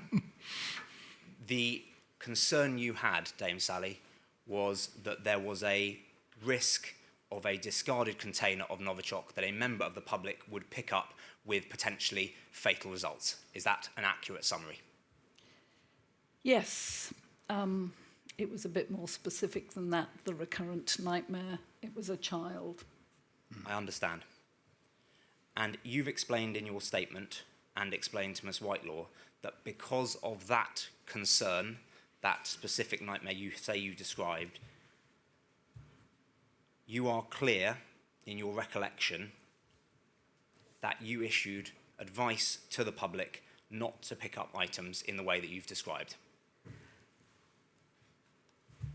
I think what we've been through today is that I have a strong memory, that it was clearly under discussion in various ways, but we can find no evidence that I did say it publicly until July, though there are supporting comments that suggest My memory may be correct. Thank you. Pausing that for a moment, I want to pick up a question that Ms. Whitelaw asked you. She asked you, do you consider that advice, what we've been referring to as do not pick up advice, I'm paraphrasing, ought to have been issued before the Amesbury incident? And can I suggest that it must follow, given what you've said, of the nightmare that you were concerned about and the advice you believe you ensured was issued to the public, that you do think it ought to have been issued? The issue is, was it? Do you agree? I thought it had been. It would clearly have been helpful, but it does go back to what is our individual responsibility. Mine as CMO was to try and alert the public, but the public have a role in behaving responsibly. I understand, but just going back to the nub of my question, do you agree that it follows from the fact that you were concerned about something and you believe you issued public advice about it, that you consider it ought to have been issued at the time? It must follow, mustn't it? Well, no, because if I really said that, I would have gone back and made sure it was, rather than be left with this belief that I'd done it. So I'm afraid I can't say yes. I'll come on briefly to the issues of whether the advice was issued before the Amesbury incident. But before I do, can I ask you about one document that Ms. Whitelaw took you to? And that was the document we've heard referred to repeatedly as the reasonable worst case scenario document. You'll recall that document, Dame Sally. I think it was March 15th. It was. You're absolutely right. And you were shown page 1, blank page 2, page 3, and the secondary incident reasonable worst case scenario that in fact eventuated in Amesbury. Yes? Now you've explained that you did not see that until preparing for this inquiry. I do not remember seeing it. Yes, that's an entirely accurate description of what you said. I apologise. You said, I do not recall seeing this. Now, in answer to the questions that Ms. Whitelaw asked you about not seeing it, you said that routine work doesn't necessarily get passed on. And I just want to ask a question about that description, because Ms. Whitelaw asked you a question about it. The question is this: is the possibility of a secondary nerve agent incident 10 days after 2 near nerve agent fatalities on British streets routine? I can see why you would ask that, but doing a reasonable worst case scenario and making sure that everything is properly in place is actually routine. It's the specifics here, and particularly the sad death, that make it different and special. Now, I'm going to park, for the purpose of this question, whether you should have been made aware of this document. Do you understand? So that being a matter for the chair. But what I want to ask you I may have been. I understand. If you should have been made aware of it, who would be responsible for making you aware of it? And just to pause there, we've had disclosure in recent days that indicates that the document, as I understand it, was written by Professor Sir John Aston. So who would be responsible for making you aware of it if you should have been? I think I'm right in saying that, sir. Well, you're not corrected.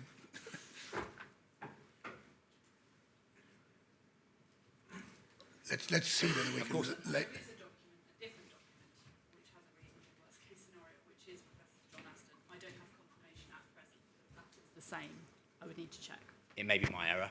Professor John Ashton at that point was the Chief Scientific Advisor to the Home Office. So his route would have been through the Government Chief Scientific Advisor across to us. And if I'm wrong, which by the sound of it, worryingly, is a possibility, and it was prepared by someone within the Emergency Preparedness Response Team within DHSE, who multiple would be responsible for making you aware of it if you should have been made aware of it?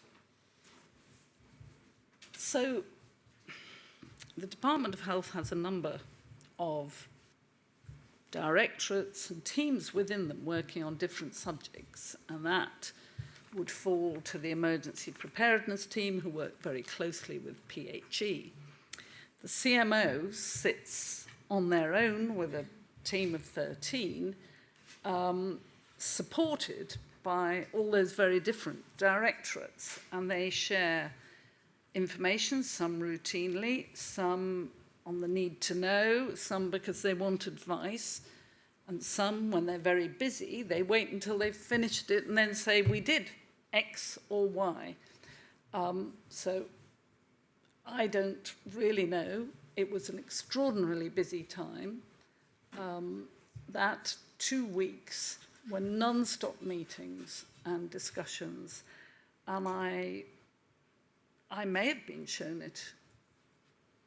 I'd like to move on, in the interest of time, please, Dame Sally, to the issue of whether the do not pick it up public advice was issued before the Amesbury incident. Now, do you agree, and apologies if this is a very obvious question, that the Salisbury poisoning presented one of the most significant and high-profile public health responses in recent years at that time, perhaps ever in the UK? I think COVID.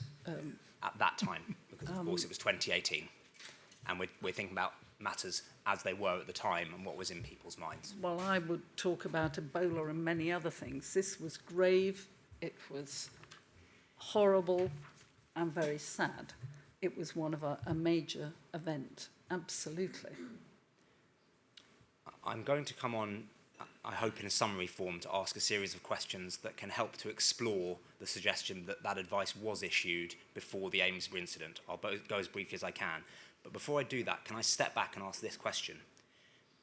Do you consider that it is really feasible in this day and age, that is to say 2018, with the technology, news media that there was, that the Chief Medical Officer could issue a public statement following a chemical nerve agent attack, and in a public inquiry into that incident, no one would be able to find a single record that that statement had ever been made? Is that really feasible? I think I've been extremely, totally open and honest and said I have a strong recollection, but we can find no evidence. Dame Sally, I'm not questioning So your honesty. I have nothing to add to that. I'm questioning the feasibility of your recollection. Well, I think you've probably got your answer, Mr. Nichols. Thank you. Can I ask the series of questions I alluded to? First, do you agree that there is a record of various public health advice that you gave following the Salisbury incident? You have that. Do you agree that it does not contain advice not to pick matters up from the public? In March, we have not found evidence that I said it publicly. I have already said that. Do you agree that there is no record, other than in your public health advice, from others indicating that you gave such advice before the Amesbury incident? Do you agree with that? I've already said that. Well, I'm not sure you have, actually. I've said we've found none. You've drawn my attention to at least two apparent references to confirmation later of something that had been said in March. Yes. One from you and one from the Home Secretary. And then there was a third. But yes, and my question was, do you agree that there is no record of public do not pick it up advice being issued before the 30th of June? And you confirmed, yes, you do agree with that. Thank you.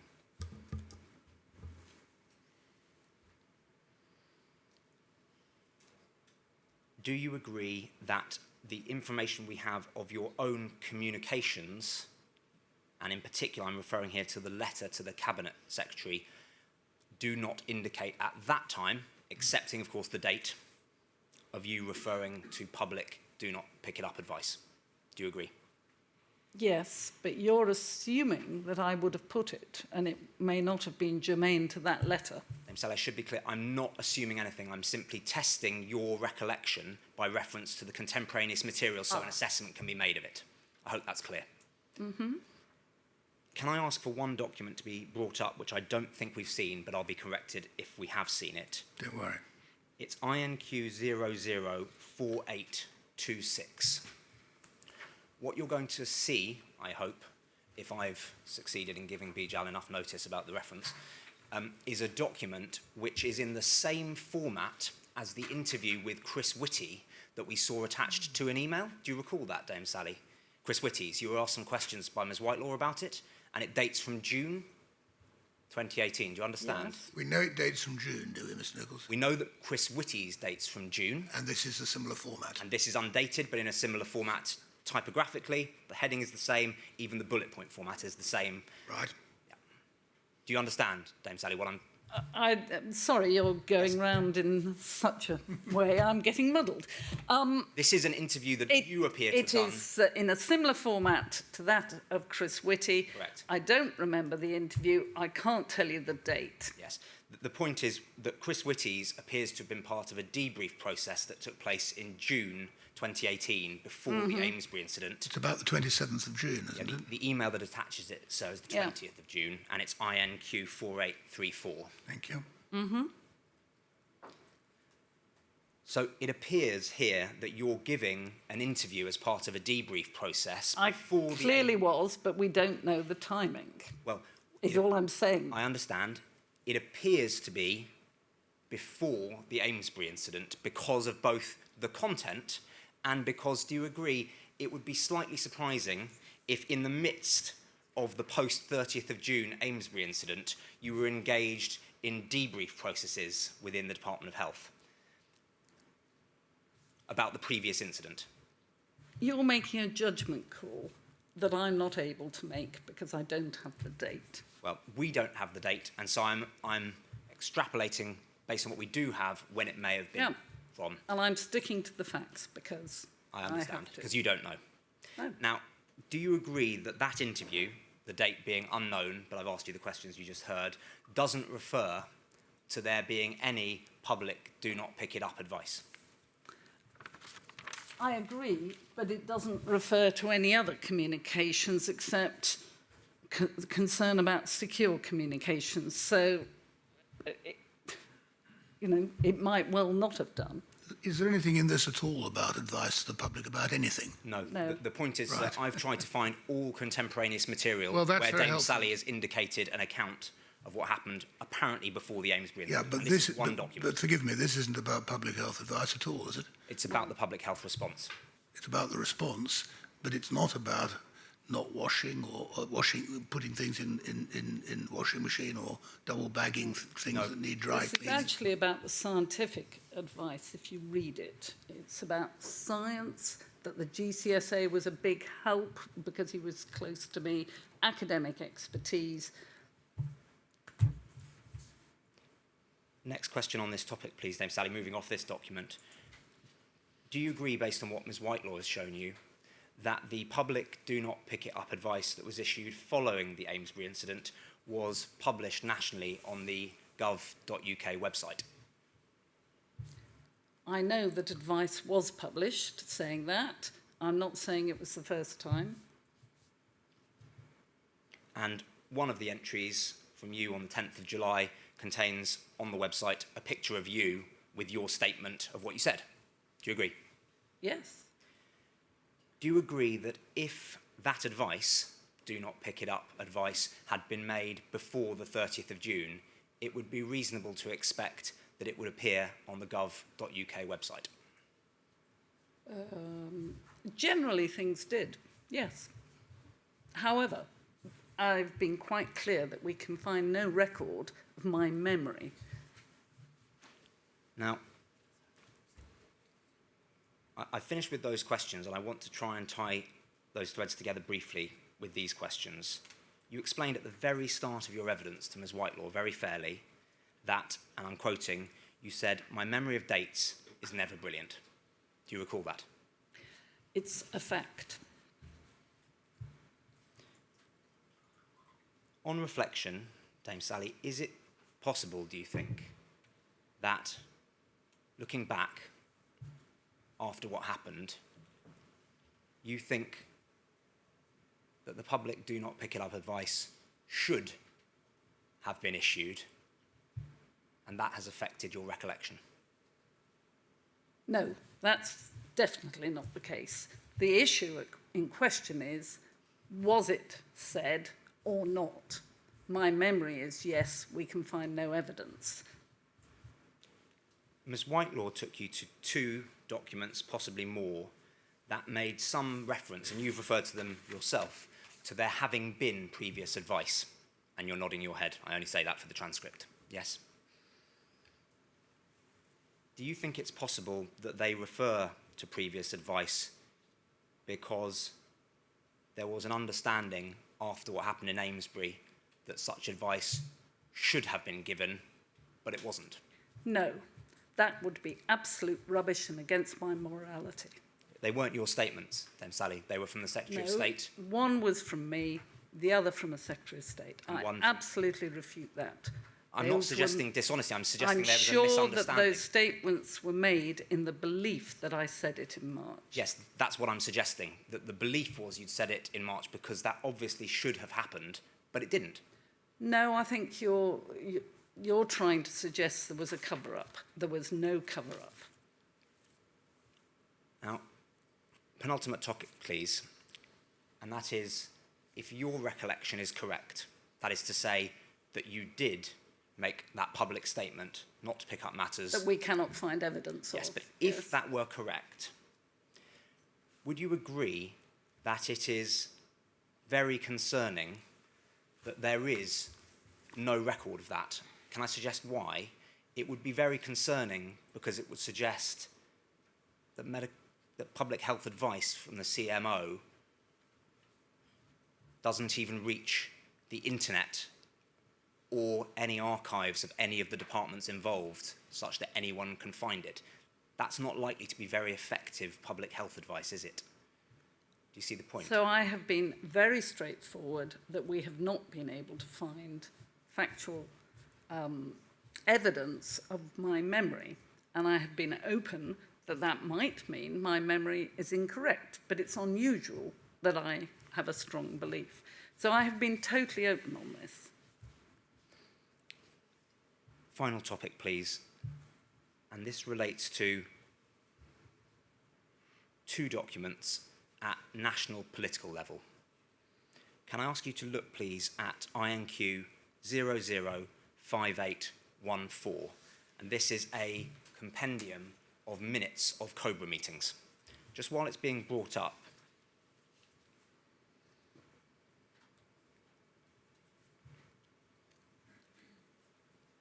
do you recall, in relation to Chris Ritty's interview, you were asked about a matter that he'd said and you said it hadn't been drawn to your particular attention? Do you recall that matter? It was on page 3 of his interview. No. Okay, I'll go back to it if we need to. The point I'd like to ask you about is summary 2. You are not in attendance at this meeting, as I understand it from the I'm first not paragraph. listed. Yes. The section of Chris Whitty's interview I was asking you about is the section that said that public health advice had not landed brilliantly well. Do you recall that? Yes, and And I you said didn't that- understand what that meant. But you and also I said it still wasn't don't. relayed to you at the time. Do you remember? From your recollection. You said you don't recall that being told to you at the time. Yeah. Yeah. Do you see here where it says the Chief Medical Officer? Had announced that the risks to the public was low. Yes, I see. Could you read on? Although the advice to 500 people to take decontaminate had not landed well in the media. Well, You see, first of all, this is not me speaking. No, it's the Home Secretary. Do you see, Dame Sally? So the Home Secretary may well have had information I didn't have, and I would argue that the public, as I heard through the Public Health Network, had not made any comment that I was told, and the media can be separate from the public. Was this concern described as decontamination steps not landing well? Was that something that was relayed to you, or was it like No. the Chris Whitty document not relayed to you? Not that I remember. This is the first when I saw this document, it was the first I was aware of. Just stop and think about it there, will you please, Dame Sally? Because you did mention a figure of 500 to me earlier this afternoon, didn't you? Just I did. remind me what the context was. So the 500, up to 500, was the judgment by the police and Public Health England, working with the pub and the Zizi's Pizzeria, as to how many people could have gone through Maximum there. number of people who might Might have gone through, and through. therefore might need to think about Yeah. possibility of secondary contamination. Is that it? Absolutely, and the Right. problem was they were early on told to double bag, and then Yes. it took a while to tell them what to do with it. That's all I needed to just Yeah. be sure I was right about. Yeah. That's the context of the 500. Yes. Now listen to the The question. question has been completed, sir, because the question was this concern relayed to you? And the answer is not as far as Dame Sally recalls. So I now need to move only on to one final document, Dame Sally, if I can. Right. And that's INQ 004784, please. Thank you, Bijan. So this is an email thread. And it starts at the bottom of the page, as these email threads do, with an email from Dame Sally to Jeremy Hayward, the Cabinet Secretary. Do you recognise this document, Dame Sally, because you sent it? If you look at the bottom of the page. Yes, I remember. So it says, Dear Jeremy, generally I believe we're doing a good job and all pulling together effectively, but I'm concerned that today, Thursday, and you've sent this on the 15th of March, the process, it appears there's, I think by the looks of it, you probably put inverted commas, which have been corrupted into those strange symbols, but I'm guessing, went wrong, and I feel you should be aware. At a ministerial meeting on, in inverted commas, recovery, to focus on decontamination, chaired by, and it refers to Mr. Gove, who at that time I understand was Secretary of State. Do you recall which Secretary of State he was at the time, dealing with decontamination? Whichever department decontamination came under. Now it says, it became quickly clear that the Secretary of State had not been briefed. Do you see that? That was the concern you were raising. Yes. Yes. And I won't read on, but you see it goes on to the next bullet point. Concerns that this was a running problem that he found difficult to understand for the full meeting. And you then said, importantly, he didn't accept that while the national role for decontamination is to give guidance and check plans, it's for the local authority, I think, is that what LA means? Yes. Thank you. In partnership with local actors and DEFRA to implement and deliver. He repeatedly said he wanted a new system where there was an accountable national leader for him doing it all. Do you see that? Yes. It then goes on, his team handled it really well, explaining about using the system developed over time that's been tried and tested that local people can see, feel and relate to. He, I think you're still referring there to the Secretary of State, refused to accept, and the meeting became a car crash. If it was not so important, it would be a farce. Could you explain what you meant by that, Dame Sally?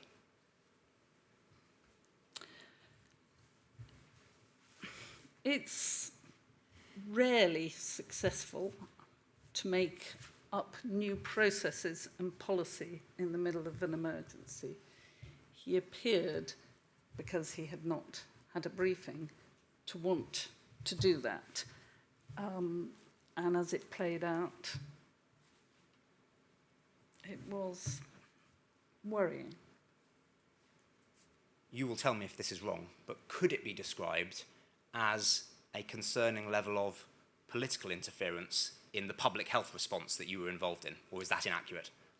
Decontamination in that way is not part of the public health response. It's a quite different issue. He was not treading on my toes. My concern was more for getting it right so it was done efficiently and effectively for the people of Salisbury. The thread goes on because you're asked where was it left. Look one up the next day now, 16th of March, and you appear to have sent that at 11:15 in the evening on the 15th, and Mr. Hayward has replied at 11:15 at night, so within half an hour. And the next day, first thing, and you're replying there at 5:57 a.m. So these are rapid emails with antisocial times, if I can put it that way. You say you explain what's going to be tried again with Mr. Gove on Monday, and there's then a forward, and we can't see who it's to. It's from Mr. Hayward to someone, and it says, a bit worrying. Is that to you, or was that a forward on to somebody else? Do you recall? I don't know. And the final entry is from Miss Hayward about 2 hours after your email to him on the 16th, saying this man, it appears to be a reference to the Secretary of State, cannot be put in charge of anything. And it's to, and it's blanked. Is that you, Dame Sally? Do you recall receiving that email or not? I don't recall because I saw this when I was given the pack, but I don't recall that. And if it was me, wouldn't it say me? Because you haven't blanked my name on anything. Yes, I don't do the blanking, but I imagine that's correct. I think that's probably right, Mr. Nichols. In which case, given that you don't think it was you and you don't recall seeing it, Dame Sally, there's nothing further I can ask about it than the questions I already have. Thank you. And those are all the questions I have. Thank you very much. Thank you, sir. Anybody else? Ms. Whitelaw. Thank you. So we do have another witness. We do also need 15 minutes to change to level 1. I am advised that the next witness we're only anticipating to be about half an hour. So with a break now, if we were to sit late until approximately 5 o'clock, we would be able to complete the timetabled evidence for today. Well, he's a professional medic, isn't he? You may have good reason for wanting to take him this evening, do you? I'm advised that's the case. Thank you. Yes. Right. Well, let's do one thing at a time. Dame Sally, thank you very much. You've had to cudgel your mind and be faced with a number of difficult questions to answer. I understand that you've done your best to help, and I'm very grateful. Thank you. Thank you. There's no need to stay, though, of course, if you want to watch or listen in, you're free to do so. Thank you. Thank you for that. You need a few minutes. You need a couple of minutes to reset the 15 logistics, minutes, do you? please. Well, let's get it done by past, please. past.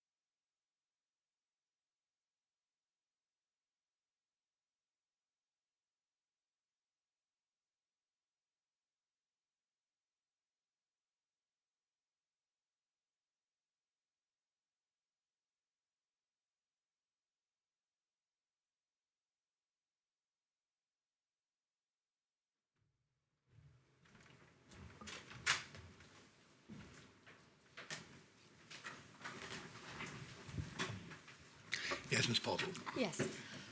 Sir, we have Dr. David Minks. Please may he be sworn.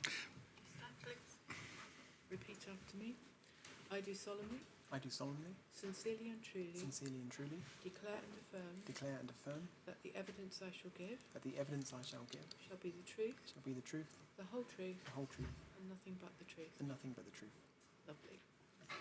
Thank you, Dr. Meigs. Yes, please sit down, but please remember everybody's got to hear. The microphones are mainly for recording. You'll need to speak up and speak a little slowly. Okay. Thank you. Hello, my name is Emily Pottle, and I'm asking questions on behalf of the inquiry. Can you give us your full name, please? Dr. David Minks. Dr. Minks, you assisted Dr. Soar and Professor Nolan in their assessment of the 3 scans of Dawn Sturgess's brain taken during her treatment at the Salisbury District Hospital in June and July of 2018. Is that right? That's correct. A note of your discussions with Dr. Soar and Professor Nolan is appended to their addendum report, which, if we can pull it up now, is INQ 005995, page 6.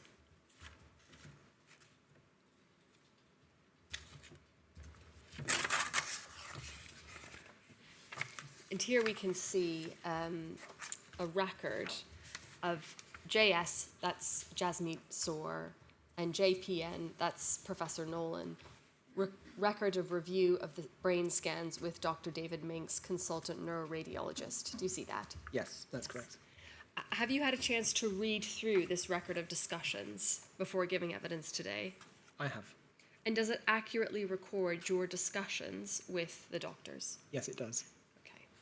Before we get in to the detail of those discussions, I'd like to ask you about your expertise. You're a consultant, interventional and diagnostic neuroradiologist with the North Bristol NHS Trust, is that right? That's correct. What is a neuroradiologist? A neuroradiologist is a radiologist who is a doctor who specialises in interpreting medical imaging. And we know that Dawn Sturgess's CT scans, so her brain scans, were reviewed by a radiologist in the hospital, and we'll come on to those in a moment. But what is the difference between a consultant radiologist and a neuroradiologist?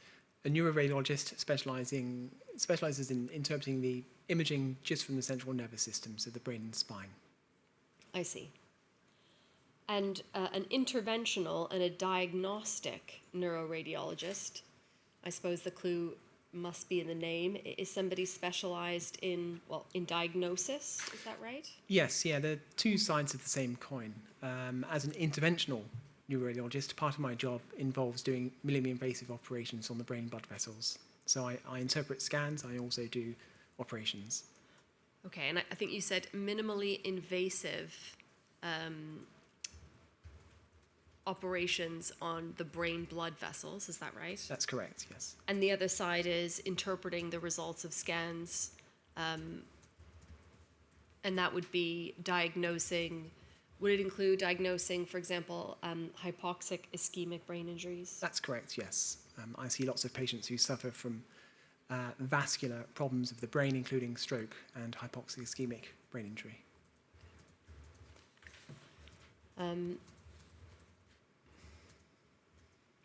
If we can turn then to an examination of the CT scans themselves. You discussed the scans with the experts on the 6th of September of 2024 of this year, is that right? That's correct. And you reviewed the scans together, and Dr. Soar and Professor Nolan shared the clinical history with you, is that right? That's correct. And they shared, in fact, their note of the meeting with you, and you approved it, is that correct? Correct. Okay. And in fact, before we get to the scans themselves, I'd like to ask you a bit about gray and white matter to help us understand your conclusions. Can you tell us what is gray matter? Grey matter is areas of the brain which have concentrated cell bodies which are specialised in processing information. Okay, and I think you say they've got that concentration. Does that mean that they're dense relative to other parts of the brain? That's right, yes. Compared to the white matter contains lots of cell bodies which are the communication centres of the brain, and these nerve cells are covered in the layer of fat called myelin, and so to the eye they appear more white. Okay, so they appear more white on a scan, I suppose. On the scan it's actually the other way around. On the CT scan the white matter appears darker than grey matter. I see. If a brain is dead or injured, what happens to the grey matter? The grey matter, as I said, is the processing centre. It's highly metabolically active. When not enough blood or oxygen gets to the brain, those areas are particularly vulnerable to dying. They tend to suffer what's called cytotoxic edema earlier than the white matter. I see. And in terms of on a scan, visually, if a brain is dead or injured, how would it manifest itself on a scan? So usually on the scan we can see distinct differences between the grey and the white matter. In the early stages of brain death, particularly in hypoxic ischemic brain injury, the grey matter becomes less dense. It takes in water because it's dying, and so you lose that distinction between the grey matter areas and the white matter areas. So instead of seeing lots of separate different parts of the anatomy, the brain becomes much more homogeneously the same colour on the scan, or the same shade. I see. So normally you would have these distinct areas on the scan between the grey matter and the white matter. That's correct. And as a brain is injured and dies, the grey matter takes on water, becomes less dense. That's correct. And appears similar to the white matter. That's correct. And because the brain takes on water, the brain tissue takes on water, it tends to swell a little bit as well. So you see loss of the usual shape of the brain, it becomes slightly more swollen. So you have two signs. You have swelling on the one hand, and then on the other hand, this change in the color on the scan. That's right. I see. Or the shades of grey, I should say. The shades of grey, okay. Can you tell us, and I think here we'll need to pull up the references 5995, page 14, please. Can you tell us what are grey-white ratios? Because we can see at the top of the image here, 30th of June 2018, GWR. What does, I presume GWR stands for grey-white ratios, is that right? That's correct, yes. So can you tell us what the grey-white ratio is? What does that mean? So there have been lots of academic studies where people try to quantify the level of hypoxic ischemic brain injury by measuring the ratio of the grey matter to the white matter. And as we discussed, the grey matter on a scan should be brighter than the white matter. And as that grey matter loses density, it becomes less white, becomes darker, and you see a reduction in that ratio between the shades of grey, between the grey matter and the white matter. Okay, if I can just pause you there, because we need to take a note of your evidence. So on the scan, as you see, as we've discussed, there becomes less of a distinction between the grey matter and the white matter. Correct. It is possible to consider parts of the brain, and here I think it might be helpful to look at the actual scan. So Sure. we have the top photograph here. If we could zoom in on the top photograph, might help us. So if we focus for the moment on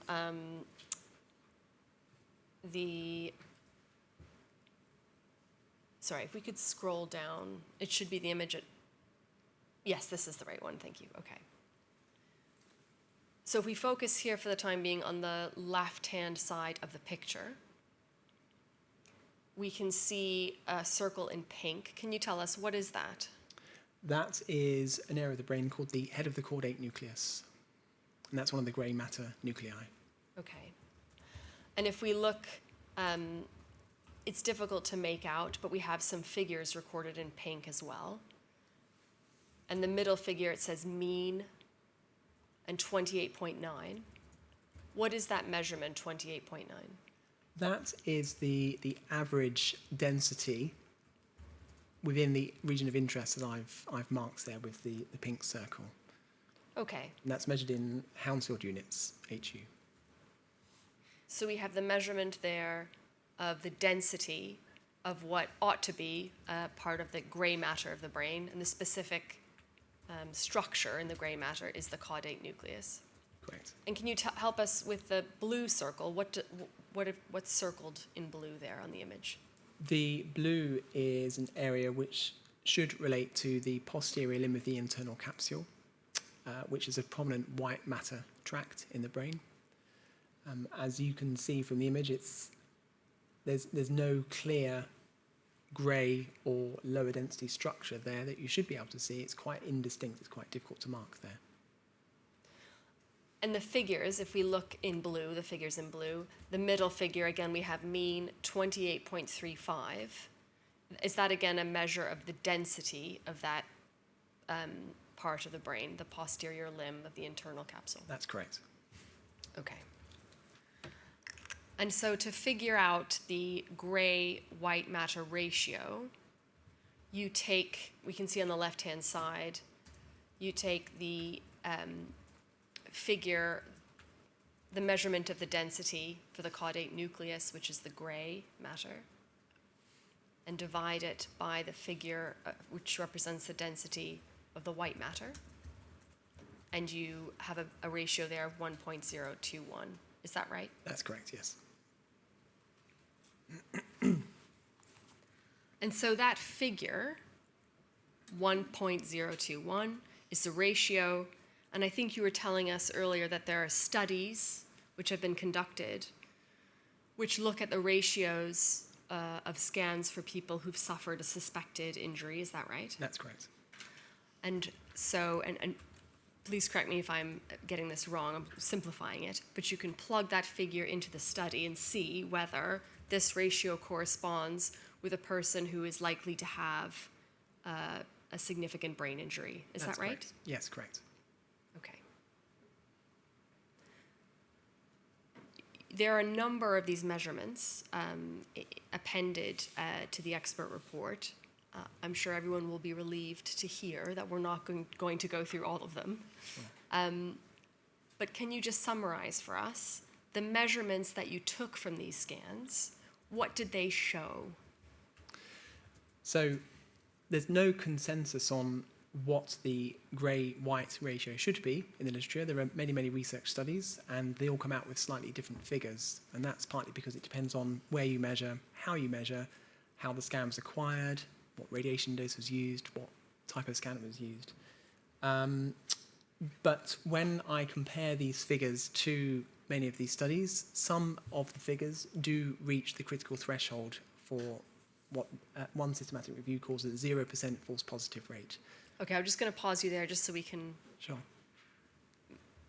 fully understand this rather technical evidence. So you said that there's no universal figure because there are differences in the studies between how density is measured. Yeah.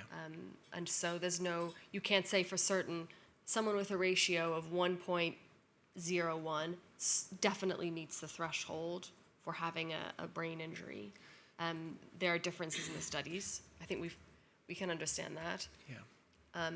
And then you said that you looked at the figures that you had from Don Sturgess's scans. Is that right? That's correct. So you went through the scans and you took the gray-white matter ratio, that figure, and you plugged it into the studies. And what did that show? That showed that some of the figures do meet the threshold for a hypoxic ischemic brain injury. So in the studies, they looked at the ratios and they worked out what the threshold ratio would be for there to be what's called a 0% false positive rate. So no chance that the patient will go on to make a meaningful neurological recovery. Okay. So a 0% false positive rate means that in that study at least, 0% of the participants with that ratio went on to make a meaningful neurological recovery. That's correct. Okay, I see. And so some of the figures that you took from the scans of Don Sturgess's brain satisfied that criteria. That's so correct. in some studies it showed that there was a 0 chance that she would make a meaningful neurological recovery. That's Have correct. I understood that correctly? Yes. Okay. That helps us very much with the measurements. Now, leaving aside the technical detail of the gray-white matter ratio, it's correct, isn't it, that also you make a visual analysis. So simply by looking at the scan, somebody with the experience that you have would be able to determine, just from looking at it, whether there were features suggestive of a hypoxic ischemic brain injury. Is that right? That's correct. Okay. Well, now we will go through your discussions with Dr. Soren Nolan. So if we look at reference 5995, page 6.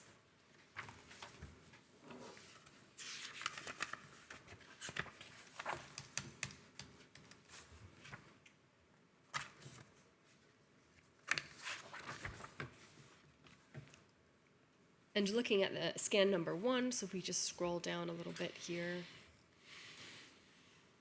can see the scan was done at 12:59 according to the timestamp. And So that's very soon after admission, isn't it? that's right. The available timing suggests that the duration of the cardiac arrest was between 24 to 43 minutes. And in fact, we were able to narrow that down somewhat when Drs. Soren and Professor Nolan gave evidence to about 30 minutes, they thought. And here we have at paragraph 2, I think these are the questions that the experts had asked you. Are there any significant findings following the cardiac arrest and possible seizure? And you say, yes, there are early features of global hypoxic ischemic brain injury with widespread loss of gray-white matter differentiation. Do you see that? Yes. Okay.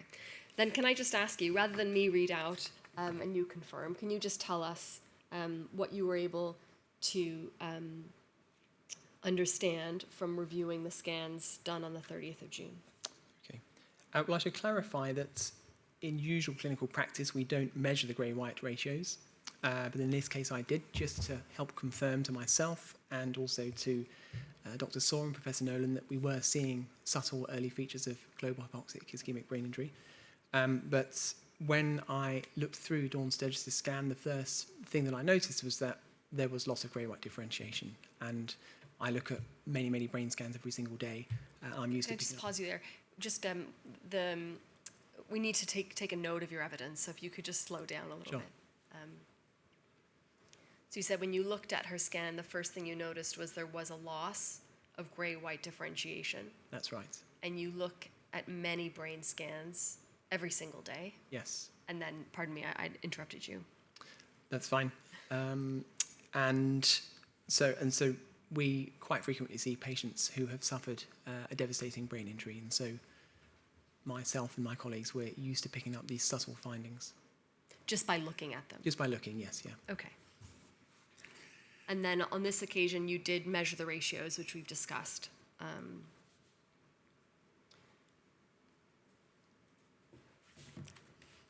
The original report at the time did not report, sorry, I should back up a second. For context, and I know you're aware of this, at the time that the scans were conducted, when Dawn Sturgess was admitted to the ITU, she had a brain scan, and that was reviewed by a radiologist who reported no adverse findings. And here at the bottom of page 6, you record the original report at the time did not report these findings as they're subtle and could easily be overlooked by a non-neuroradiologist. Is that right? That's correct. If we turn over the page, you make some findings regarding cerebral atrophy and early brain edema. Can you just talk us through those? So in someone who's in their 40s, as we all get older, we see a gradual reduction in the volume of our brain. And on Dawn Sturgess' scans, there was more advanced loss of volume than I would expect for someone in their 40s. It was mild, but it was more advanced than I would expect. Could you attribute that to any particular cause? We can't, no. There are many, many causes for what we would call generalised cerebral atrophy. I see. Could one cause be alcohol dependence? That's a potential cause, yes. You also mentioned brain swelling. Can you talk us through that?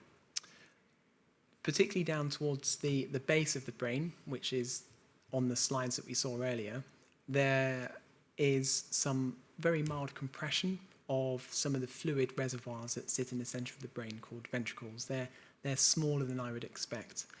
Some of the fluid spaces around the outside of the brain at that level have been lost as well. So that would suggest to me that the brain is a little bit swollen. And as we discussed at the beginning of your evidence, that swelling is another symptom of a brain injury. That's correct. Okay.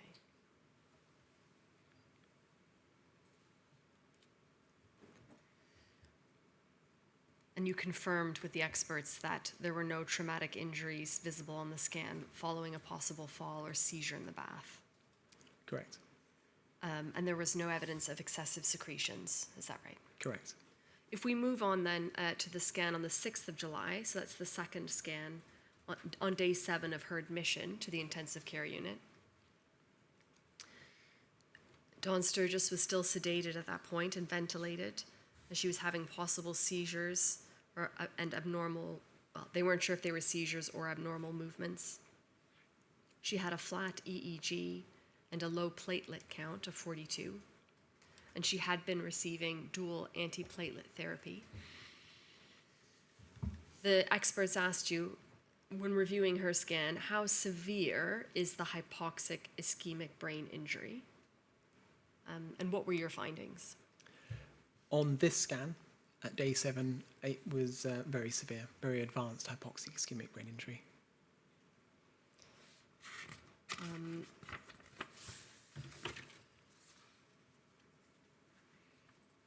On that scan, none of the grey matter structures that you would expect to see are visible. I see. I wonder actually if we could just turn to that scan just briefly.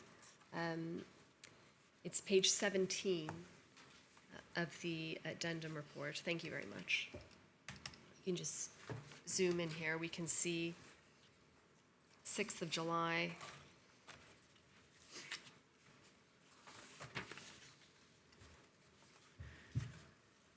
Dealing first with the gray-white matter differentiation. Obviously, I'm not an expert, but I think I can see that there's a more homogeneous color there. Is that what you mean? That's correct, yes. And the orange and the purple circles are, again, over the caudate nucleus and another grey matter structure called putamen. And you can actually see them on this scan because they have taken on so much water, they have become so swollen that they are now less dense than the remainder of the brain. So they ought to be more dense than That's the other correct. parts of the brain. Yes, and this would be consistent with quite an advanced degree of death of those structures. And you've calculated the gray-white ratios on the left-hand side, and we can see they've actually gone below 1. That's so right, the ratio is actually reversed. They reversed. Yeah. Okay, and we can see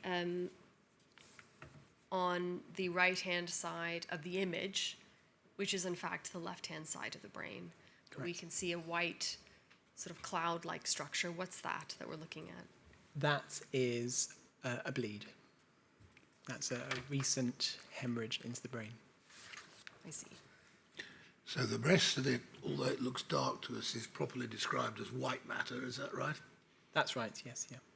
And what looks white is blood. That's blood, yes. Thank you.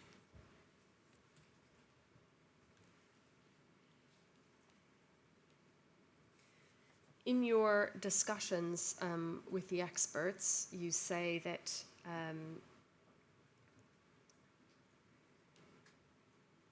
this is bleeding into a dying or dead area of brain. The bleed is in the basal ganglia of the forebrain area that is particularly vulnerable to hypoxic ischemic brain injury. Is that right? That's correct. And why is that area particularly vulnerable to such an injury? That area is very densely packed with lots of grey matter and white matter tracts, and a lot of the processing of the brain goes on there. And because lots of processing goes on there, it's highly metabolically active, so it needs a rich blood supply. So there are lots and lots of very small vessels supplying lots of blood to that area of the brain. So because of that, because there are lots of blood vessels there, it's more vulnerable to bleeding. I see.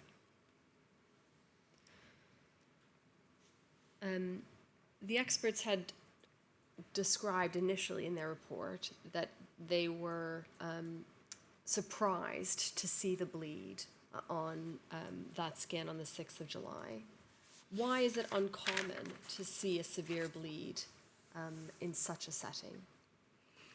We don't often see bleeding in patients who have suffered a hypoxic ischemic brain injury.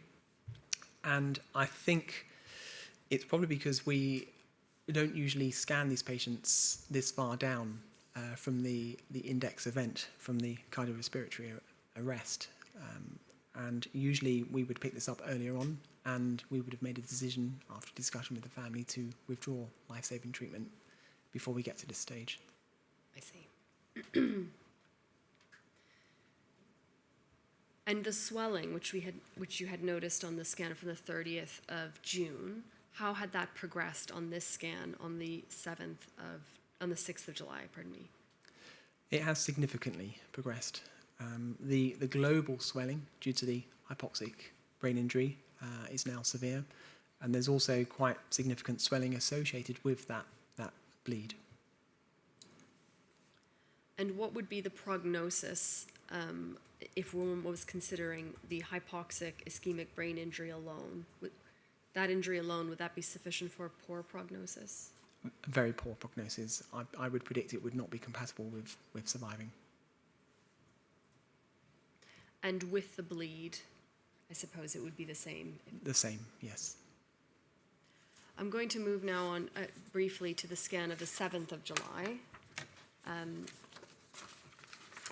taken the following day, and that's dealt with in the report at page 10. We don't need to pull it up, but on that day, Dawn Sturgess remained unconscious on a ventilator, and her sedation had been stopped. What did the scan taken on the 7th of July show? It showed further progression of the global hypoxic ischemic brain injury and worsening of the bleed in the brain. I see. I think you had said in your discussions that the bleed had increased in size and extended down through the left cerebral peduncle? Peduncle, that's right, yes. Into the brainstem. And survival from this extent of a hemorrhage alone would be extremely unlikely at that stage. And you described that there was increased swelling.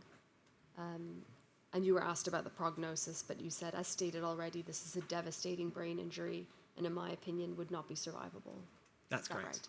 Yes. Okay. Finally, you were asked about secretions, and you said that there was mild paranasal mucosal thickening with some secretions within the sinuses, but it wasn't out with the levels usually seen in sedated and ventilated patients after several days in intensive care. Is that right? That's correct, yes. Yeah, because patients in intensive care often have lots of tubes in the throat and the mouth and the nose, the linings of the sinuses can become a little bit swollen. That's quite a common finding. Okay, thank you very much. Dr. Minks, I don't have any further questions for you. I don't know if there are none from the other council. No one else? No. Dr. Miggs, thank you very much. I'm sorry we kept you waiting all day, but we can let you go now, and there's no need to return unless, of course, you want to do so. Thank you. That is all the live evidence we have for today. Then 10 o'clock, please, tomorrow morning. At which level? 1. 2. 2? Level 2 tomorrow morning. Yes, you're quite right. Thank you very much. Level 2 tomorrow morning. All right, 10 o'clock tomorrow morning, level 2.